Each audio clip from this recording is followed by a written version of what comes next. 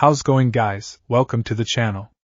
I'm back with another banger for you all. Huge shout out to Kyoto141092 for this story. If you wants to see awesome fanfiction like this, don't forget to subscribe. Now let's get into the video. Kakashi Hatake was late, very late.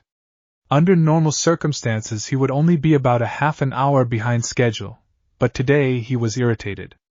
And to anyone who knew the lazy bones Jonin, that wasn't easy to do. Annoyed, sure. Who wasn't irritated on occasion? Yet for the usually level-headed Hatake to actually be perturbed about something? That was a fairly rare occurrence, but it was one not to be expected. Why? Because he had opened his carefully concealed mouth at just the wrong time. Worst of luck for him. It had started that morning with the usual routine. Wake up, read for an hour. Eat, read some more. Get dressed and head out to Hokage's tower for any missions. Reading all the while. But that was where his pleasant morning had taken a noticeable turn for the worse. When he'd arrived at the Hiruzen's spacious office, it was in a state of uproar. The Hokage, who was usually a kind and grandfatherly figure, was in a full tilt shouting match with Saya Haruno, arguably the most annoying woman in all of Konoha. If not the entirety of the Land of Fire, their voices were angry and belligerent, and by the diminutive, almost skittish demeanor of the AMBU, the two had been at it for a while. A part of him actually felt sorry for them. Kakashi landed and managed to rein in the urge to release his self-admitted annoying catchphrase. And boy, was he lucky he did. You old cripple! How dare you put my daughter on the same team as that hateful thing? I will not allow her to be taken advantage of. Hiruzen shouted back. You will refrain from calling the boy that. He is no animal and will be treated as a normal boy. His name is Naruto Uzumaki, and if you call him a thing, or a demon one more damn time, I swear your precious daughter will be sent to live with him. Kakashi looked on in growing fear, not for his own safety, but for the AMBU who seemed to be wilting under the Hokage's anger. However, thankfully, Saya's mouth snapped shut like a steel trap. Her wide, angry eyes, not at all attractive in Kakashi's opinion, were drilling holes in Hiruzen. The old man relaxed back into his chair with a sigh, his gaze falling coldly on the village council member before him. Sakura was in the exact middle of the class, Sasuke at the top, and Naruto at the bottom. Their talents balance out, and more importantly, all three require specialized attention. I did not put her on the same team as Naruto on purpose. I assure you. If I had known you would complain so loudly, I might just have given her to one of the other teams. Then do it. I will do no such thing. The places are set, and there is nothing you can do or say about it to change my mind or the outcome of the situation. Sakura Haruno is officially part of Team 7. There was a pause, and Kakashi decided it would be the perfect time to drop in on the conversation. How wrong he had been. So now he was walking towards the academy where he would meet the rest of his team. He grumbled, still greatly agitated. They just had to see me with my Ika, didn't they? This sucks, the big one. All the reading I could have gotten in while they were training, gone. That was his punishment for being there at the wrong time. Saya had at last agreed to let her daughter stay on his team, but the moment she saw the little orange book, well, you could probably guess what happened. She declared that he was not to read porn in front of the girl. And Hiruzen, either out of desperation, maliciousness, or some other hidden sadistic tendency, had agreed with her. It didn't even make sense. The Hokage was the one who bought him the last book when it came out as congratulations for completing his first S-rank mission alone. In effect, he was banned from reading Ika while with his team. And that was not acceptable. Not even a teeny tiny little itty-bitty bit. It was so far up on his uncool list, he might have to make a new one. Out of all the things you could have banned, why? A short time later Kakashi fixed a smile in his one visible eye, much as he would have done if he held a monocle there, and walked into the academy. He immediately turned right and into one of the classrooms. The door opened and... nothing. He blinked in momentary surprise. He'd been expecting a greeting from his new students. Instead he received, possibly the coldest reception he'd ever had the displeasure of getting from a genin. Sasuke Uchiha, dark and silent as the rumors said he was, didn't even bother looking at him. His dark eyes were focused on the blackboard at the front of the class. Kakashi figured he was trying to train his killing intent, or something else stupid like that. Sakura Haruno, he'd have to get back at her somehow, was staring at Sasuke with the utmost admiration. Great! A fangirl. That's the last thing I need. Kakashi turned to the last member of the team. His smile faded. A small blonde boy sat at one of the desks, chin resting on his crossed arms. He was either pissed off about something or he was mimicking the Uchiha. One or the other. He hoped it was the former. He wasn't sure if he could cope with two brooding preteens without his precious erotica. A full minute passed as he took in the potentially awkward situation. Then he decided that some fresh air was definitely part of the solution. Yo, be on the roof in 5 minutes for introductions. Not even a glance apart from the Pinkett turning slightly from her dark avenger. Kakashi grimaced and shunshined away. He didn't have to wait long for his prospective students to arrive. Sasuke appeared first and walked over to sit down at one of 2 benches. Sakura followed like an obedient puppy, sitting down close to him. Kakashi waited for the blonde to arrive. The boy was a long time in coming, but eventually Naruto walked into view and sat down. Kakashi glanced at him, somewhat worried. This wasn't how the Hokage had described Naruto at all. He was supposed to be an overconfident bundle of energy with an unpredictable streak a mile wide. Not a downer with a glare and bags under his eyes. And keeping in mind who his parents were, this was defiantly out of character. Kakashi mentally pinched himself before speaking. Well, in case you didn't know, I, Kakashi Hatake, am your new sensei. Now why don't you 3 introduce yourselves? Black hair and blonde hair didn't even twitch. Pinky spoke up first, giving Kakashi some hope as to her prospects. Then his ears caught up with his head. Perhaps you could give us a demonstration, sensei? Kakashi felt as though he'd been smacked. Seriously? She doesn't know how to introduce herself? Okay. This is going to be a long day. If I need to explain how to introduce yourself, then I might as well send you back to the academy, because you obviously don't have enough common sense to be a ninja. Any more questions? His voice was blunt like the side of a rock hammer, and her eyes went wide. She blinked back in shock. It was then that Kakashi remembered she was Saya's daughter and almost certainly coddled. He would have to break his back just to get through that stubborn shell of incompetence. This isn't going well. He coughed. Ahem now. Sasuke. How about you introduce yourself then? I assume you know how. Sasuke didn't move, but he did speak. My name is Sasuke Uchiha. There's not a lot of things I like. Learning new jutsu is one of them. I dislike many things. I don't feel like telling you what my hobbies are. As for what I want to do, my goal is to kill a certain someone. Slowly, as he finished, Kakashi received a brief flash of clarity. I am going to hate my life for the next few months. I can see it now.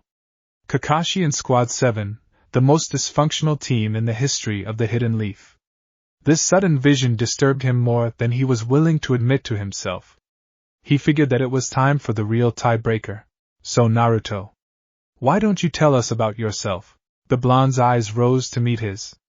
Kakashi experienced a chill. Naruto coughed once before speaking. I'm Naruto Uzumaki. I like ramen and training, and sleeping. I dislike not being able to sleep for 6 days straight, and I also don't like bullies or people who are rude to me. I spend most of my time training. And my goal is to become Hokage. Naruto looked into the cyclopsian gaze of his new teacher. It was so very hard not to be angry. He was exhausted, wiped. He couldn't muster the energy to smile at this point. Kakashi, for his part, looked surprised, which for some reason pissed him off. It might have been because he was almost an hour late to the meeting. Or it could have been because the man looked like he'd had a good night's sleep. Something he hadn't had in a while. Or it might just have been that the guy reeked of dogs. Naruto made a mental note to prank the living hell out of him, as soon as he was feeling better. The main problem with that was simple. He wasn't quite sure if he would feel any better. Sleep, It seemed to have decided to put his name at the top of its black list. He wanted rest, but every time he closed his eyes and let darkness take him, the nightmares started. After 4 sleepless nights, he'd given up on resting at all. That was almost 64 hours without sleep so far. Even knowing that he was a Jinchuriki now, it was still far too long without some decent shut-eye. Kakashi seemed to regain his composure and looked back to the group as a whole. He sounded slightly nervous. Well, now then. I guess you 3 are what I have to work with. Anyway, all 3 of you still need to pass one last test before you're a part of Squad 7. What? That was Sakura, looking worried. Sasuke muttered figures. Naruto sighed tiredly and pinched himself to keep awake. Kakashi took in their responses. He decided to change from his usual schedule. The test is to see if you're actually worth my time. It will take place at noon tomorrow at Training Field 7. And make sure you don't eat anything beforehand or you'll throw up. Sakura looked confused but nodded. Sasuke frowned. This all seemed just a bit abrupt, especially given how long it took him to show up. Is that all? Or can we go now? Kakashi waved his hand easily. You're free to go now, my precious little almost genin. Immediately Sasuke stood and left, quickly followed by Sakura. Kakashi glanced at Naruto as the blonde slowly stood. His posture showed sheer exhaustion. That was a bit worrying. He knew the boy wasn't supposed to look like this. Hey Naruto, wait a moment. Naruto halted a second later, swiveling on one foot. What is it, sensei? Are you alright? You look done in. A moment passed and the boy nodded. I'm fine. Just need to get some sleep. What was that comment during your introduction about? Have you really not slept for 6 days? If so, I can stall the test. I seriously doubt anyone could pass my test when they're dead on their feet. Naruto gave him a look. It dripped anger like the poisonous fangs of a serpent. Kakashi was gripped by a powerful urge to step back, but he was already at the edge of the roof. Naruto whispered something, half to himself, and turned away, walking back into the academy and down the stairs. The silver-haired jonin scratched his chin in deep thought. After a while he decided to speak with the old man about this. He felt as though something was wrong with Naruto. Something very wrong. Later that day Naruto lay in bed. His eyes closed, unable to sleep, but unable to stay awake. He walked the thin boundary between one world and the next. He didn't dare cross over into the realm of dreams. Visions of fire and blood filled every moment, stealing any chance for rest. But with each passing moment he came closer to the edge. Closer to the land of darkness. Naruto's eyes flickered once, then twice, and finally closed. His head lolled to the side as his body relaxed, complete exhaustion overtaking him. The next day, Kakashi stood in front of 3 kids, who were in various states of weakness. Sasuke looked a bit tired, but otherwise normal. Sakura had large circles under her eyes like Naruto, and her stomach would growl ominously every few moments. Obviously she'd taken the bait and skipped breakfast. Naruto, on the other hand, looked like a zombie. His eyes were half closed, and he was barely standing. Every couple seconds he would twitch and his head would rise, his eyes focusing on him for a second before dropping again. Kakashi knew that he wouldn't be able to do much of anything in that state. Sasuke, who was watching the blonde suspiciously, probably realized the same thing. I think we have a bit of a problem, guys. Kakashi turned to Sasuke and Sakura. I don't think our boy Naruto is feeling well. How about you 2 wait here and work on some kind of plan for the test? I should probably take Naruto to the hospital to see what's wrong. Sakura nodded. I think I remember hearing him say something about being tired in class.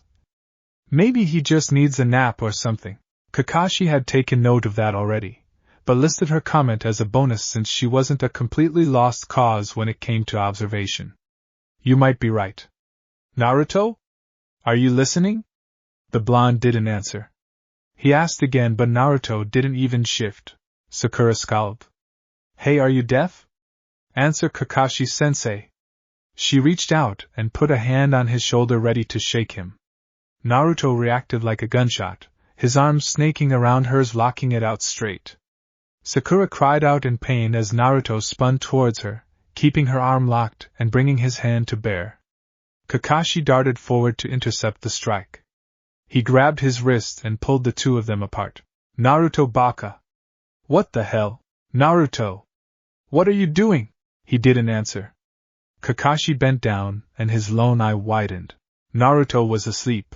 His eyes were shut and his breathing steady. The dark circles under his eyes were much more pronounced than Sakura's, and he felt cold. Good Kami. He did that just from reflex? Kakashi didn't know what to make of that. Either the kid was holding back on his exam or something odd was up. Plus his talk with the Hokage hadn't yielded anything of interest. He was in the dark. After a moment of consideration he turned to the other two genin. Sakura Sasuke. The test is cancelled for today. I'll send a message hound once I have this sorted out. Go ahead and train for now. They nodded as Kakashi picked Naruto up and shunshined away. He reappeared just seconds later in the Hokage's office.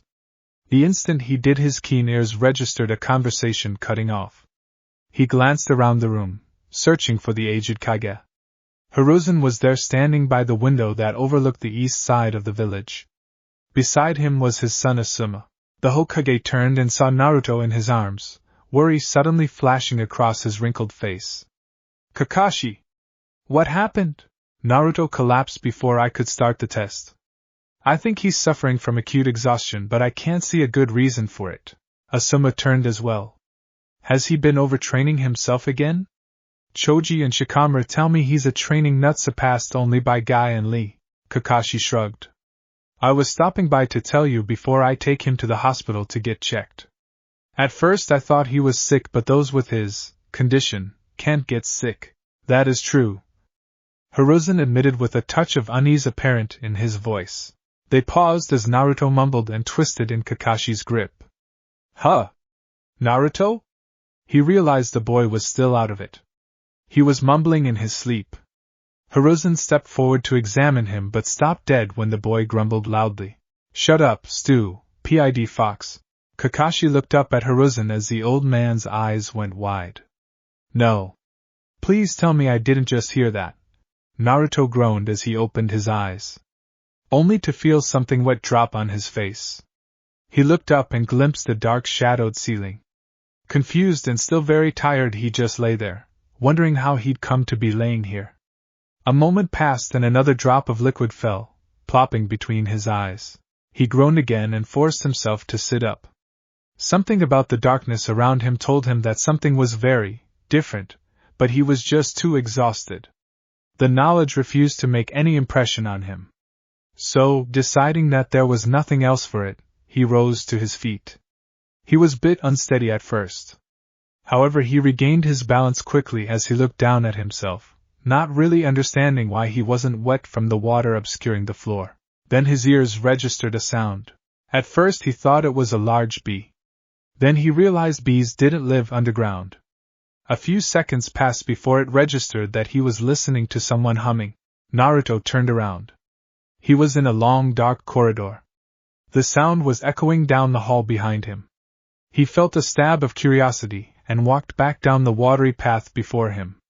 It seemed to be made of a dull gray stone, and there were three odd things in the ceiling of the corridor.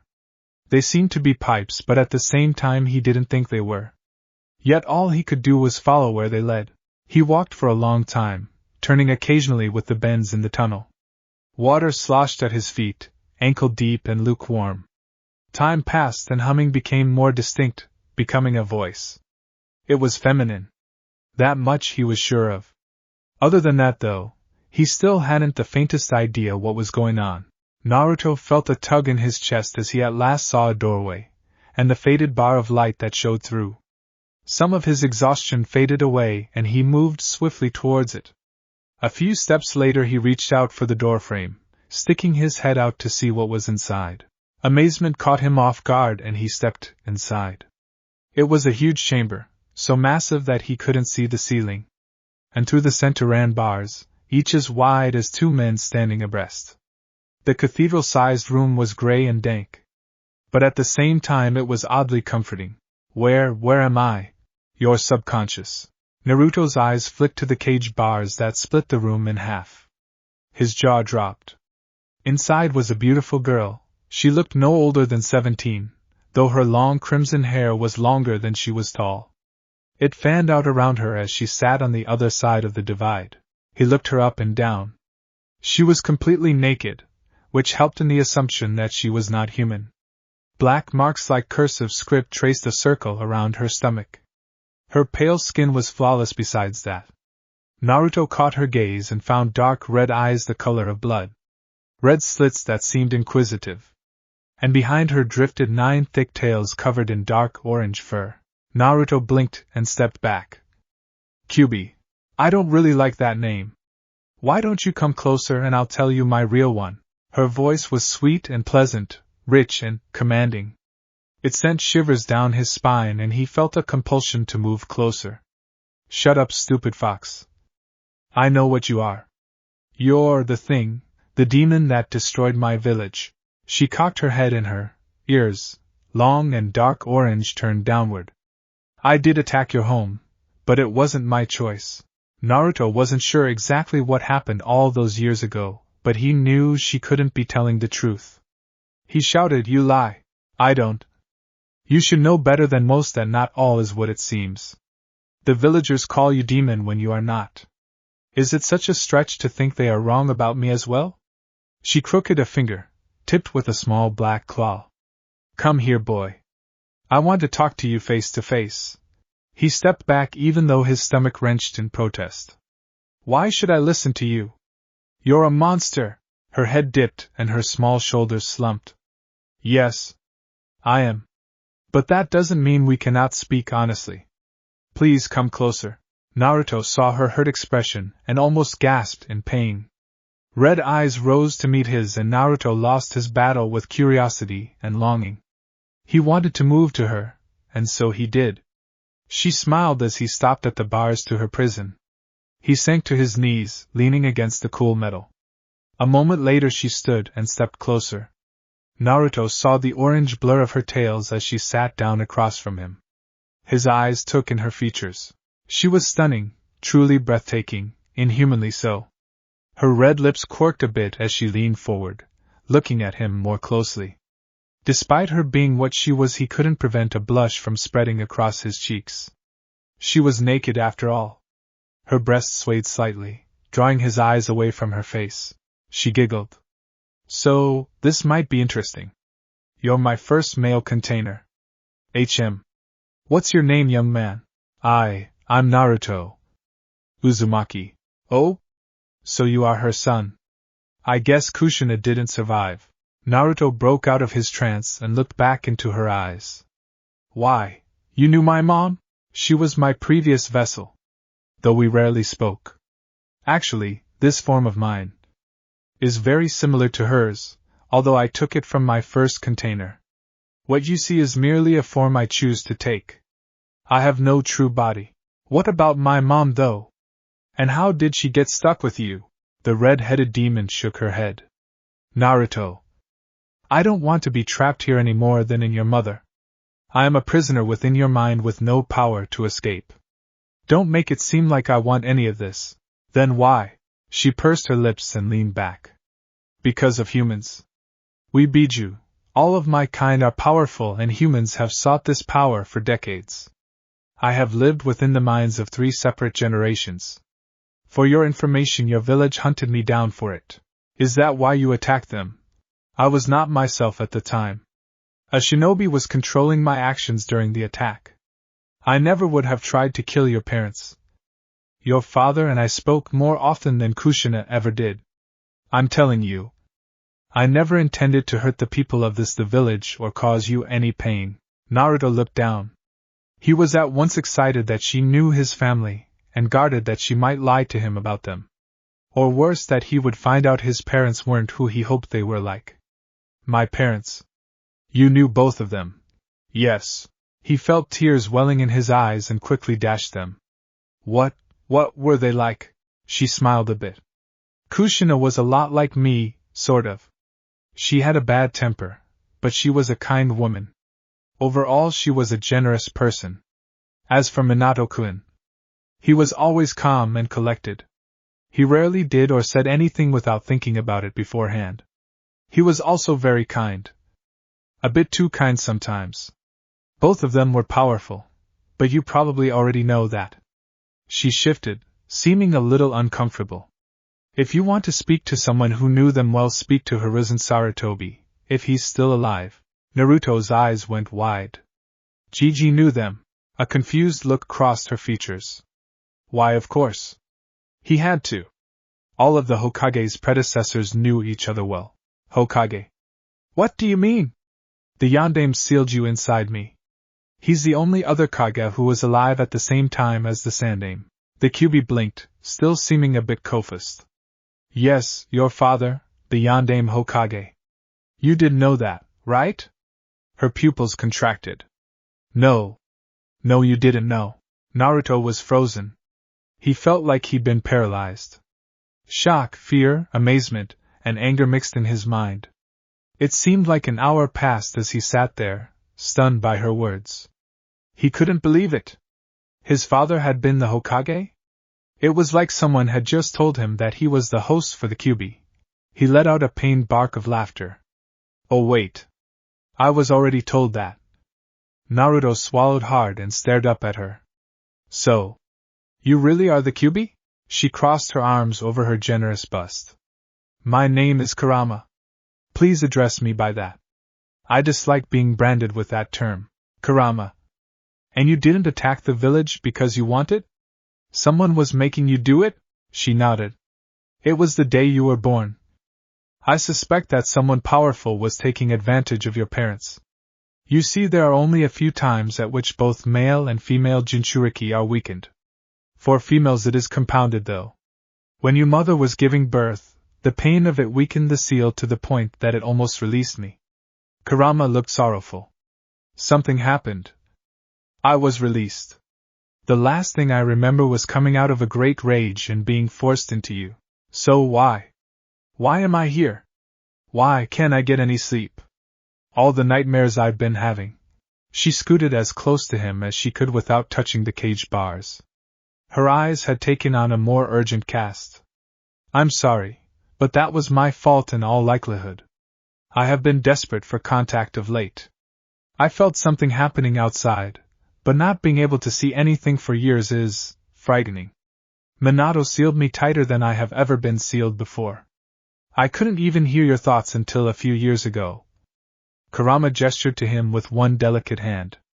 I felt the seal weaken a little less than a week ago. At least that's how long ago I think it happened. I still can't read your memories, so I have no hint as to what happened. However, I tried my best to weaken the seal more. Why? Isn't that a bad thing? I felt the need to speak you. It's been 12 years since I spoke to anyone. Can you imagine how lonely I was?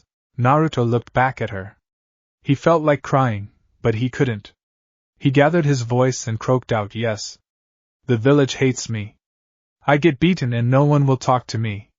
The stores refuse to sell me anything but trash. Even Gigi can't help me all the time. He's too busy. He choked but forced himself to continue. A few days ago my sensei almost died trying to save me from someone who tried to kill me. Naruto, come here. Kurama held out her arm and Naruto threw himself forward. She hugged him tightly, leaning her head on his as she dragged her fingers through his hair. Don't worry. I'll protect you from now on. Kushina and Minato were kinder to me than any humans ever have. You will be my little kit. Naruto-kun, please sleep soundly. She smiled as she felt him relax in her arms. She pulled him fully into her side of the seal and laid back against the bars with him lying in her lap. Kurama's eyes were drawn to the chamber around them. The gloom lifted slightly, causing her to twitch her ears. She looked down to the boy. He reminded her of a very young Kushina a bit, if very sad. I'll be there for you. I won't let the village hurt you for my actions, Naruto. My Naruto. Hiruzen and Kakashi let out a collective sigh as Naruto's writhing body relaxed suddenly. Kakashi had taken him to the hospital even as he began convulsing. He didn't stop either. After a few minutes they were forced to strap him down. The Sandaime ordered him to be given something to calm him down. The injection didn't work. Almost an hour later he was sleeping soundly. They watched now, thankful that he seemed to be resting finally. I'll leave off the test until further notice. When we're sure he's recovered I'll do it then. Kakashi smoothed his fingers through his hair, his one uncovered eye red with worry. Hiruzen nodded in agreement. Good, but I want a trusted member of the Yamanaka clan to look through his mind to find if he is unstable. We can't take any chances on the Kyubi getting loose. I understand that. Would you like me to get Kunoichi? The old man nodded. I suppose he would be best at it. Yes. Bring him here as soon as you can. Not 10 minutes later Kunoichi stood over the bed looking concerned as the rest of them. He was the current head of the Yamanaka clan, a man of average height with prominent cheekbones and platinum blonde hair tied in a ponytail. His pale blue eyes slid over Naruto's unconscious form for several seconds before he formed a chain of hand seals. Then kneeling by the side of the bed he muttered, mind-walking technique. He closed his eyes in preparation to leave his body. Kunoichi's eyes snapped open as pain exploded behind his eyes. He deactivated the jutsu a second before the excruciating pain could knock him out. Gasping he stood and stumbled back from the bed. What happened? Hiruzen asked sharply. I don't know. I activated the jutsu, but before I even entered his mind something managed to stop me dead. It left me stranded for a moment. Not a pleasant experience. Kakashi had paled slightly and taken a step forward. How is that possible? Naruto hasn't received any training to resist Yamanaka mind techniques. And besides that he's barely a genin. You're a jonin and head of your clan. How is it that he blocked you? Kunoichi shook his head. I have no way of knowing. You're right. It shouldn't be possible, but he does have the Kyubi and he is aware of it now. I hazard a guess that the beast might have something to do with it, but truly there is no method for extracting the knowledge without hurting him. As you know, I'm more of an offensive infiltrator when it comes to my clan's jutsu. My wife has more skill with the gentle side of the branch. As they spoke Naruto shifted a little, his breath coming out easily. Hiruzen grimaced. I will return to my duties. Please contact me if there is any change, but for now leave him be. They nodded before scattering to their various tasks and jobs, leaving Naruto to rest. Much later Naruto opened his eyes again and yawned, stretching his arms out. He looked around himself but for the life of him he couldn't remember how he'd gotten here. Wherever here was. He didn't recognize the gray walls or the huge metal bars to his right. It didn't take long for a teasing voice to speak from just behind his head. You're a brave little boy. Falling asleep on the most powerful demon in existence like that.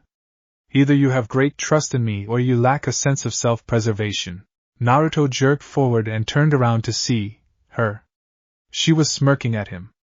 Naruto colored as he glanced down, only for his eye to snap back to her eyes in embarrassment. Sorry. I mean Kurama. No matter Naruto-kun. Just remember that I'm not human. This body, for all its beauty, is just a copy. There really isn't any reason to be embarrassed. I know. It's just you're naked, you know. He trailed off, trying not to meet her gaze or stare at any of her assets. Even for a boy as young as him it wasn't easy. Kurama just smiled. You remind me of Minato-kun. He was always too awkward when he visited me too, albeit for different reasons. Naruto perked up. So you really met my dad? I told you that already, didn't I? Yes. Minato used to come and talk to me often enough, although what we discussed wasn't what you would call personal. We talked easily enough. He was usually more curious about my abilities than anything else. He crossed his legs and asked, What do you mean by that? You're not human, so can you use jutsu? She raised an eyebrow. Why, yes. That's part of the reason why I choose this form over others. However, it takes some time to revert to this form outside. In reality, I have only taken a human form once. So why was my dad so interested in what you could do? Is there like some whole bunch of demon jutsu or something? Kurama shifted, wrapping her tails around herself in an effort to make the boy more comfortable. I have many abilities, 9 in particular. All of them are passive to a certain degree. and many of them are shared with my sisters and brothers. In addition to that, I can use most of the human jutsu you have learned about. Naruto was wide-eyed. But you have never-ending chakra, right? So you could beat anyone if you were using jutsu. She smirked. You certainly are interested all of a sudden. Why are you so eager to learn jutsu? Naruto looked fierce for a moment. So I can become strong and prove to everyone in the village that I'm not useless. That I can be a hero. I'll become Hokage and everyone will have to respect me. Kurama sighed, a note of sorrow in her voice. Naruto. That isn't how it works. The people must respect you first, before you can become Hokage. The Hokage isn't simply a powerful warrior. He is also the guardian of his people and the leader of the village. If you want the respect of the village, you will have to become something so great as to outweigh the hate they have for you. Is that something you're willing to do? She asked curiously. Of course. Well then, would you like my help? I can give you strength, though there will be a cost. He looked hesitant for a moment. Then he nodded. I want your help, Kurama. How silly of you. You don't even ask what the cost will be. Never make that mistake elsewhere, Naruto. You can't know if someone will take advantage of you. Oh. I guess you could tell me. But I need all the help I can get, right? She sighed inwardly. As you wish. Now come here, Naruto. You are the manifestation of your conscious mind. I need contact with you in order to use my powers. He paused before moving forward and letting her wrap her arms around him. This will feel odd. Try to relax. Naruto jerked awake in a white hospital bed, in a plain white room. He looked around, his eyes taking in his surroundings. He sighed inwardly. At least there wasn't anyone else in the room. A loud bang to his left caused him to jump. His eyes flicked to the door leading out. What was that? Calm down. It's part of the changes I made. You can't expect to have me alter you without making your senses keener. You humans are so oblivious most of the time. Hey! Naruto muttered indignantly. Hey yourself. For now all I did was heighten the strength of your vision and hearing. Once you get used to that, I'll work on your sense of smell, then touch and taste. Keep in mind the senses build upon each other, so each alteration will feel just as sudden and strange as the last. What about? Oh. Right. I have stopped restricting the flow of my chakra to a certain degree. However, this isn't a complete blessing. Remember that you have poor control already. You have the same amount of chakra as a strong jonin at the moment, not counting my own chakra. I know you told me that, but what does that have to do with using jutsu again? A sigh came from the back of his mind.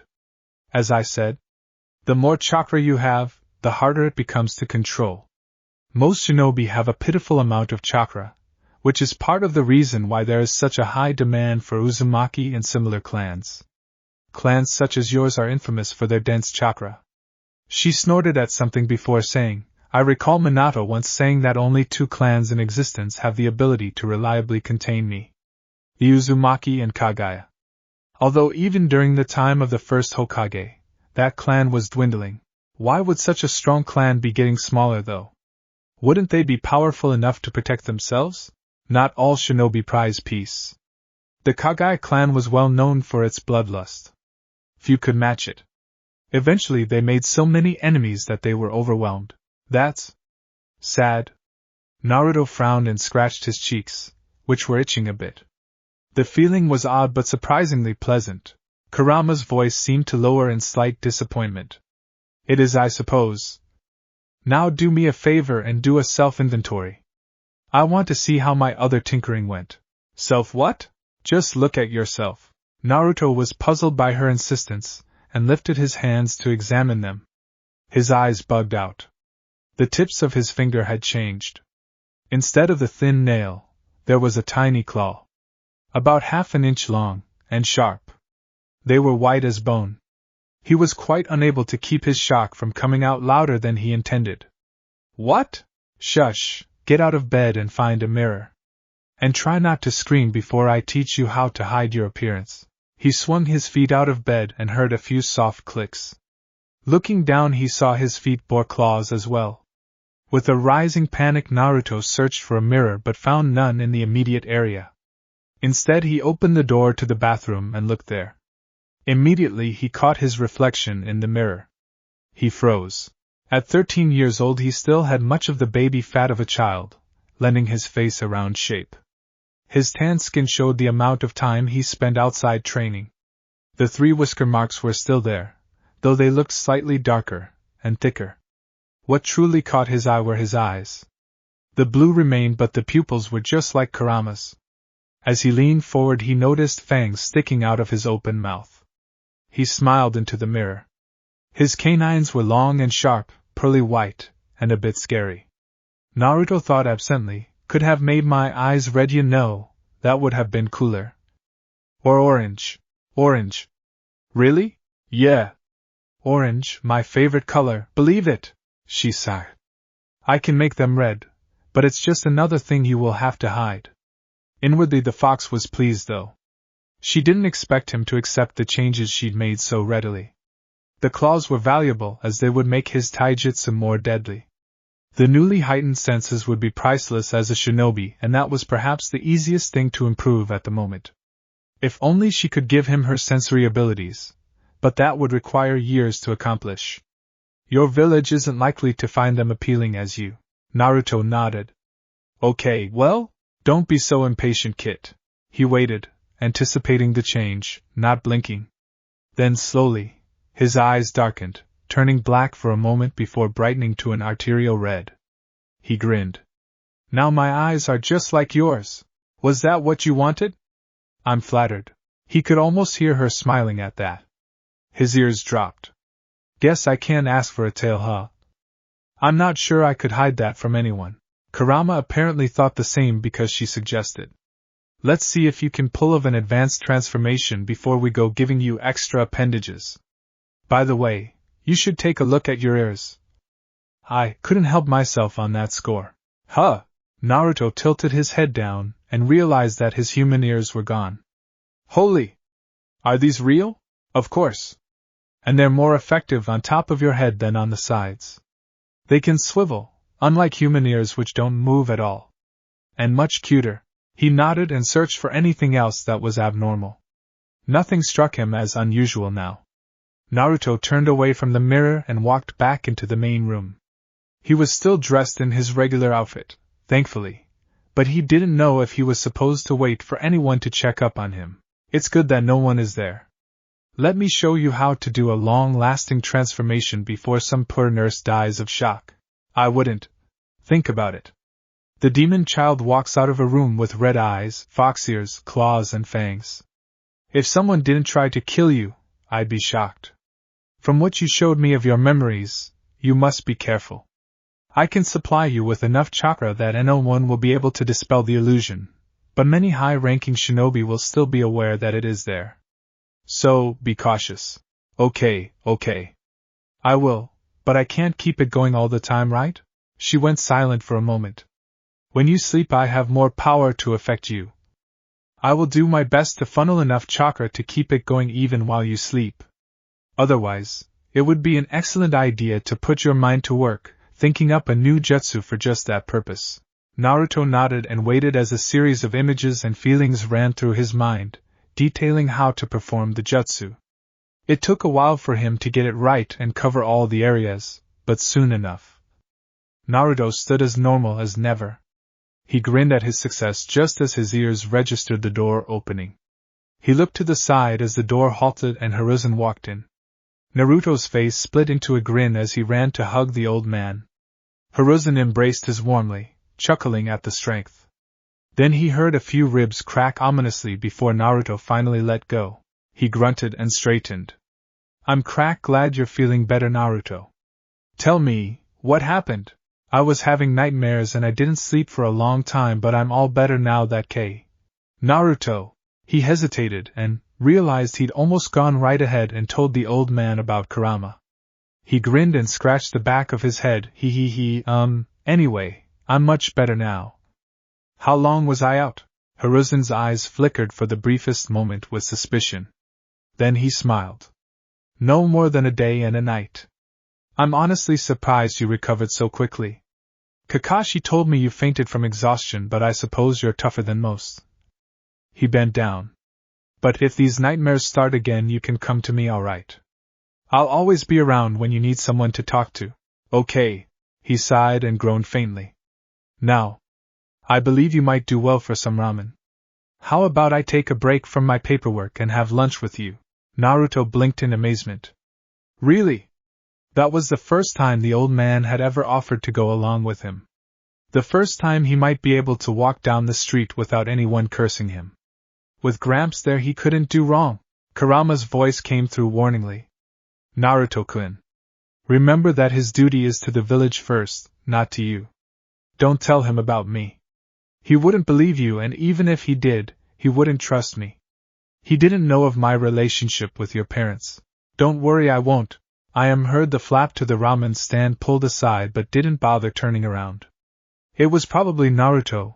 Well, it was almost always Naruto. The boy almost single-handedly made up half of their profit. And considering that he didn't have any real income, that was a feat in and of itself. But maybe she should have taken him to the market one of these days. Ramen every single day couldn't be healthy. She smiled as she heard the usual call. I am Chan. One miso ramen, please. Turning around, she nodded, and stopped dead. Two dark eyes hovered over an amused smile. Her lips moved, but it was a few seconds before any sound came out. Lord Hokage, Hiruzen chuckled. Well, it's good to hear that at least some of the new generation know my title. And Naruto? He nudged the boy with an elbow, managing to make him grin sheepishly. Yeah, well, I'd rather call you by your name than just calling you Hokage, but your name is kinda. The old man raised an eyebrow in mock anger. And exactly what is my name, if I may be so bold as to ask? Naruto glanced away. Old, looked horrified until Hiruzen laughed. I guess you're back to your old self already. He turned his gaze on the young cook. That'll be one beef ramen for me. The old Kage patted Naruto on his messy blonde head. Come now, take a seat, Naruto-kun. The young ramen chef just nodded dumbly as the two of them took their stools. Coming right up. A while and a great many bowls of ramen later, Hiruzen waved slowly to Naruto as the blonde sped off through the village. His smile wavered then fell, his eyes turning serious. Something was off about the boy. He could feel the wrongness that made him seem unclean. The Sandaime turned and walked back to the tower, thinking on what he had seen. An illusion. I'm quite sure of it, but Naruto couldn't possibly have made it. Even though his grades at the academy were sabotaged by Mizuki. He still has no talent in Genjutsu thanks to his Jinchuriki status. So how does he come to have such a powerful one clinging to him? Sarutobi was concerned, to say the least. Such a powerful illusion should have been obvious to all but a few dim civilians. The sheer amount of chakra that was being used to sustain it meant that it couldn't easily be dispelled. And despite that, he'd only noticed it when he nudged Naruto. The entire walk to the ramen stand and their talk in the hospital, he hadn't noticed it at all. And that was what truly concerned him. His thoughts grew ever darker as his mind worked double time to unravel the mystery. I must be getting old. Maybe I'll get Danzo to send one of his root members to keep a close eye on him. At least I know Danzo's methods and his forces are terrifyingly loyal.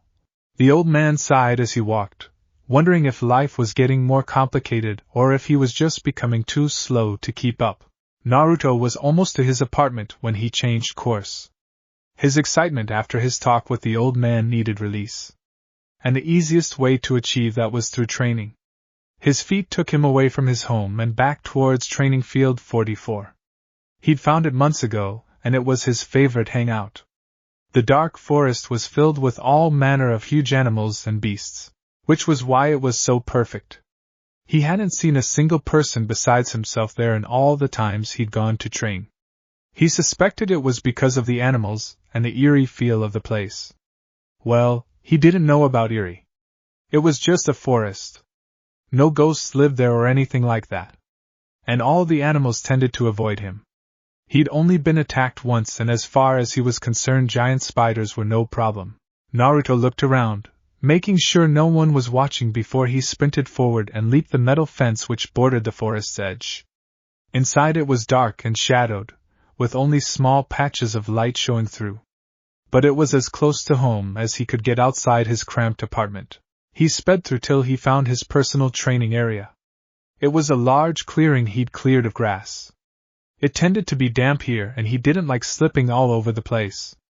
3 massive trees bordered the clearing, each as wide as a house. On one of them he'd scraped off a good deal of bark and wood, leaving a smooth surface. He'd carved his training regimen and what his physical limits were into the wood so he didn't have to keep track in his head. Naruto ran over and pulled out his kunai, scratching another day into the worn surface. Then he sat down with his back to the tree and closed his eyes. He tried to reach out with his mind but nothing happened. Well, that didn't work. How do I get there? Kurama asked curiously. What are you trying to do? Kurama. I was trying to get to where I could talk to you again, but I didn't know how. She was pensive for a moment. There is a special kind of meditation that you humans invented which allows you to fall inside your subconscious. For those of great mental fortitude, it gives them a place where they can think and train for years without spending a single day in the outside world. Cool. However, for Jinchuriki it works differently. Instead of taking you to the core of yourself, it brings you to where your mind and the mind of the best connect. For us it is the seal. That is where you saw me. A room that touches both of our minds and binds us together. Naruto thought, so how do I get to see you again? Do you really want to see me? Or do you merely wish to ask me something? Well, both. Very well. However, you don't yet have the skill or patience to come to me on your own. But I can bring you here of my own accord. Naruto was about to answer her when he felt himself falling, fast. A second later he was sitting on warm stone. He looked around. Huh! How did I? Welcome back, Naruto. Now what did you wish to ask? Kurama's tone was curious and playful. I assume there is something important you wanted if you had to talk to me face to face. Naruto turned around and saw Kurama lounging against one of the caged bars again. Her attire had changed. Instead of her being stark naked like before, she wore a long white kimono with blood-red trim. He scratched his head nervously. Actually, I wanted to see you. I mean, what I wanted to ask and seeing you was 2 different things. She quirked one eyebrow. So you wanted to see me just to see me, but you also have a question. Very well. What is it you want to know? He paused for a moment. It was just that. I was thinking when I was sitting with Gigi that. He trailed off. That what? That I'm a genin, but only barely. I mean, you said I had a lot of chakra and Kage Bunshin take a lot of chakra. I thought that the only reason I beat Mizuki was because of that. I don't know if I'm ready to be a genin. Kurama smiled. Well, to be perfectly honest, Kushina could have handed your head to you on a silver platter even at 10 years old. 30 years ago, training for Konoha shinobi was much more intensive. Despite your talent with clones, the fact that you were held back by your mentors means you still aren't as strong as you should be. Her ears dropped a bit. Again, it's my fault that I didn't find a way to speak to you sooner. Naruto noticed her saddened look and frowned.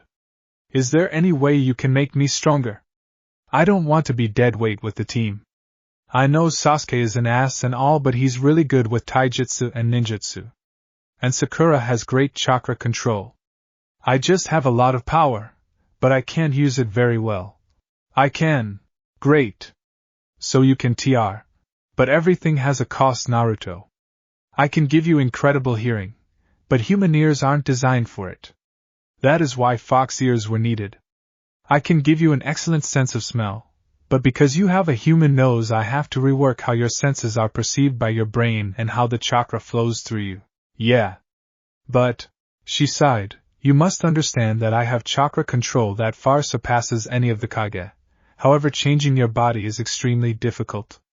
A change in eye color is simple and quick because it does not change how you see, is not so much, and giving you a keen sense of smell is even harder. Actively changing you chakra network. He pouted.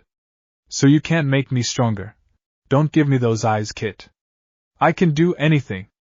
However, The seal severely limits how much chakra I can use. Meaning that the less chakra I have circulating through your body, the longer it will take to change anything. So how can you?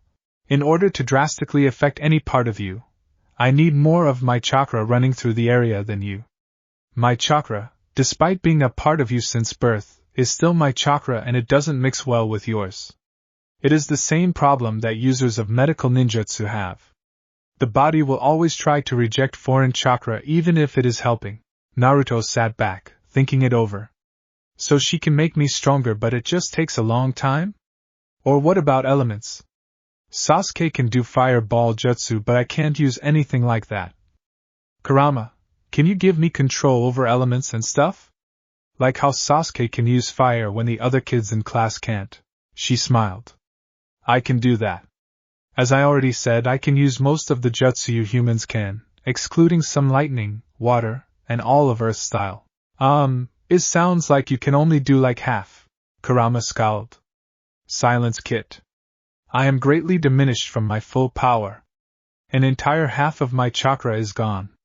You try doing jutsu after someone cuts you in half. What do you mean by missing half of your power? Simply this, the yondaime thought I had gone insane. He wasn't about to seal me in my entirety into his son. It would have been a death sentence for you. Instead he sealed the yang half of his chakra into you. And sealed the yin half into himself moments before his death.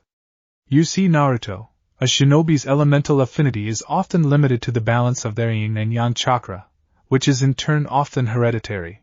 She brought her hand forward and the floor between them began to change, a diagram appearing before them. Yin chakra is every bit as important and strong as yang chakra. However, because I am made up exclusively of yang chakra, certain elements are drastically more difficult for me. Earth style is the domain of the yin chakra. Those ninja who had overwhelmingly more yin chakra than yang often become powerful earth users. Naruto leaned forward as the diagram moved with her words, forming a pentagram with the 5 elements arranged according to their association with either of the chakra types. Each type of chakra had a primary focus and 2 secondary focuses. For instance, yang chakra's primary elemental focus is wind, followed by lightning and fire, while yin chakra's primary focus is earth, followed by water and fire. Ah, that means I would be great with wind, right? Because you're all yang chakra and our chakra is connected, so I'd have way more yang chakra than anything else. She smirked. Right you are. Because of your massive imbalance in yang chakra you would have an equal affinity for wind release. Although it isn't guaranteed. What do you mean by that? I mean I have to have wind with all of that, right? Your elemental affinity isn't entirely dependent on the balance of yin and yang chakra. Your blood decides your elemental affinity. For example, I believe your father's main affinity was either wind or lightning, with his secondary affinity being the other. As for Kushina, I believe she had a minor affinity for fire and a massive one for water. Although, she always kept me under such a tight watch. She sighed once more and continued. Now if you inherited Kushina's elemental affinity, that means you will have a massive affinity for fire. The likes of which hasn't been seen in decades if not centuries. But if you gained Minato's, it could be the same either way.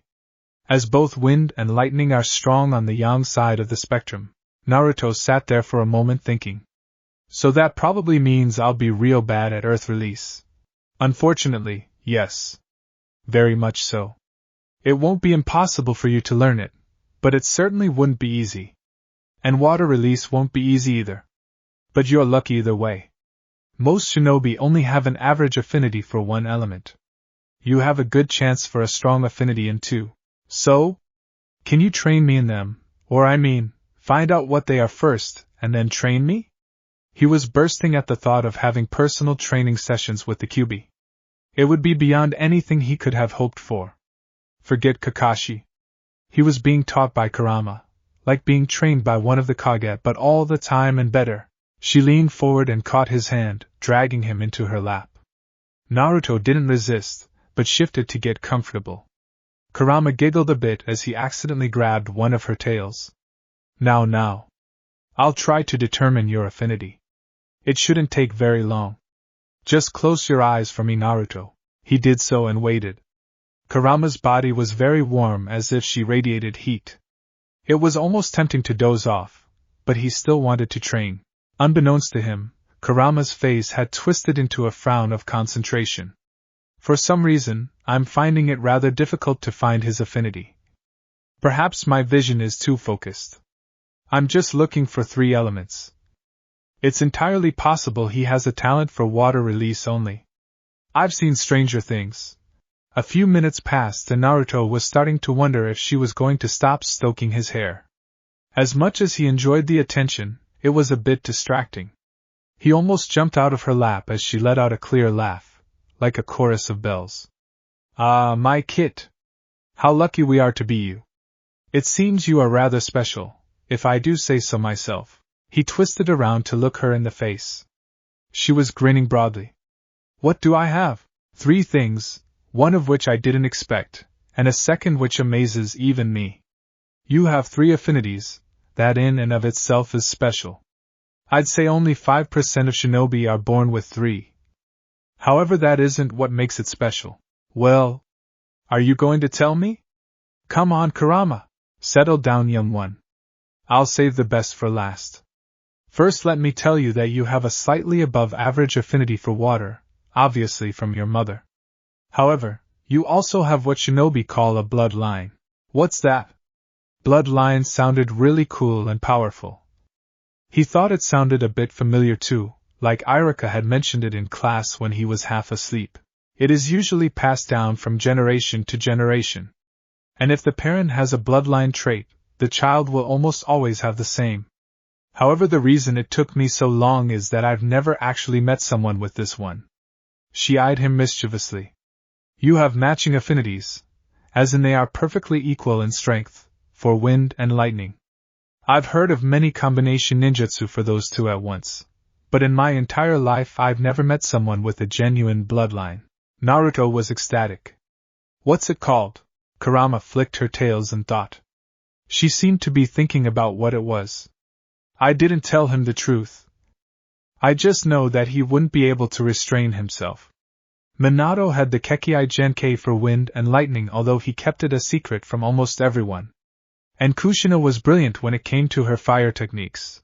But to have inherited all 3, and equally? To be born with the first Kekei Toda in decades, and only the 4th in recorded history? I'm not sure how he'd take it. She tilted her head, looking down at his excited face, wondering just what to say. If he went blabbing to someone, he could get himself in serious trouble. As an Uzumaki, he was prime real estate already. And as soon as the village revealed who his father was, he'd have every family in Konoha throwing their daughters at him. Not only was he royalty, but he had 2 of the most famous clans in his lineage. To add a Kekei Genkai would just be overkill. He'd have to worry about arranged marriages and political alliances. Even with what she told him, he might still be targeted for kidnapping. Kumo was notorious for that sort of thing, and Iwa wasn't much better. If anyone found out that he had a Kekei Toda, it would be painting a bullseye on his back. Even smaller villages would risk war for the chance to wield a power like that, not to mention her. Son of the 4th Hokage and one of the last Uzumaki. The Jinchuriki of the Kyubi, and possessing the rarest bloodline in history to date. There would be absolutely no chance for peace. Even if there wasn't a minor war over him, he'd be dogged by everyone and their second eldest daughter.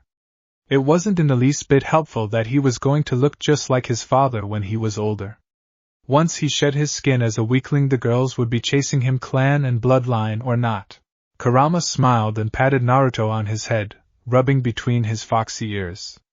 He almost purred, making a happy rumble in his chest. It's a lesser version of something called plasma release, Naruto. It's beyond rare. As far as I know, the true version is completely extinct. She grabbed hold of his face with both hands, bringing his soft crimson eyes close to her own. I need you to promise that you won't tell anyone about this. I promise to train you, but you must not reveal this ability. He looked forlorn. But why, Kurama? She pulled him into a hug. Because I say so, okay? I don't want you to get hurt. Others will try and steal you from here and take your powers for their own. Naruto's hands brushed over one of her tails as he craned his head back to look in her eyes. They would do that anyway to take me from you. So promise that you'll keep this between us two. Naruto had closed his eyes once again. I promise. And Naruto Uzumaki never goes back on his word. She smiled as he closed his eyes, letting head fall on her shoulder. Soon he fell asleep. He seems to like it here. Perhaps he's growing too attached to me. If this keeps up, he won't be able to sleep without coming here. One hand rose to touch the tips of his ears. Naruto. I wonder what your parents would say, with me deciding to raise you now. Would they understand? I think Minato might, but Kushina would be jealous. Kurama smiled slightly and relaxed. A little rest wouldn't hurt right now. I doubt anyone will come here anyway, so the henge can drop for now.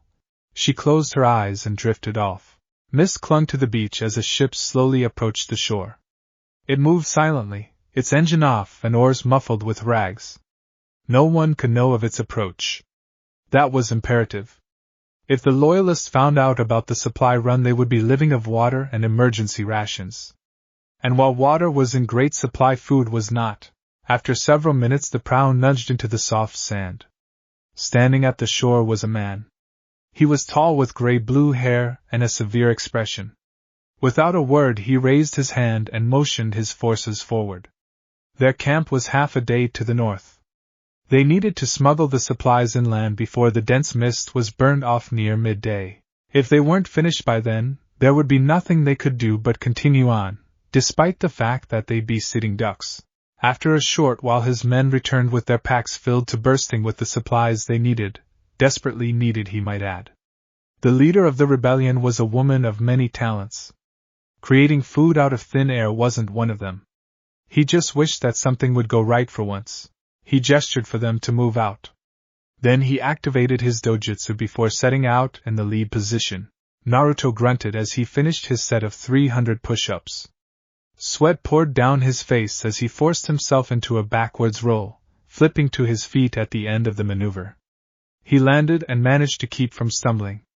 He reflected that training for almost 6 hours was one of the last things he'd envisioned when Kurama talked about training his wind affinity. However, that was exactly what she had in mind. Naruto still remembered her words to him. Naruto, you should always remember that it is the training you do after you are exhausted that makes the difference. Until you feel like you can't move anymore, you will train. Up until that point, everything you do is a warm-up. Her grin had been feral. Once you feel as though the weight of the world is on your shoulders, then I will spar with you.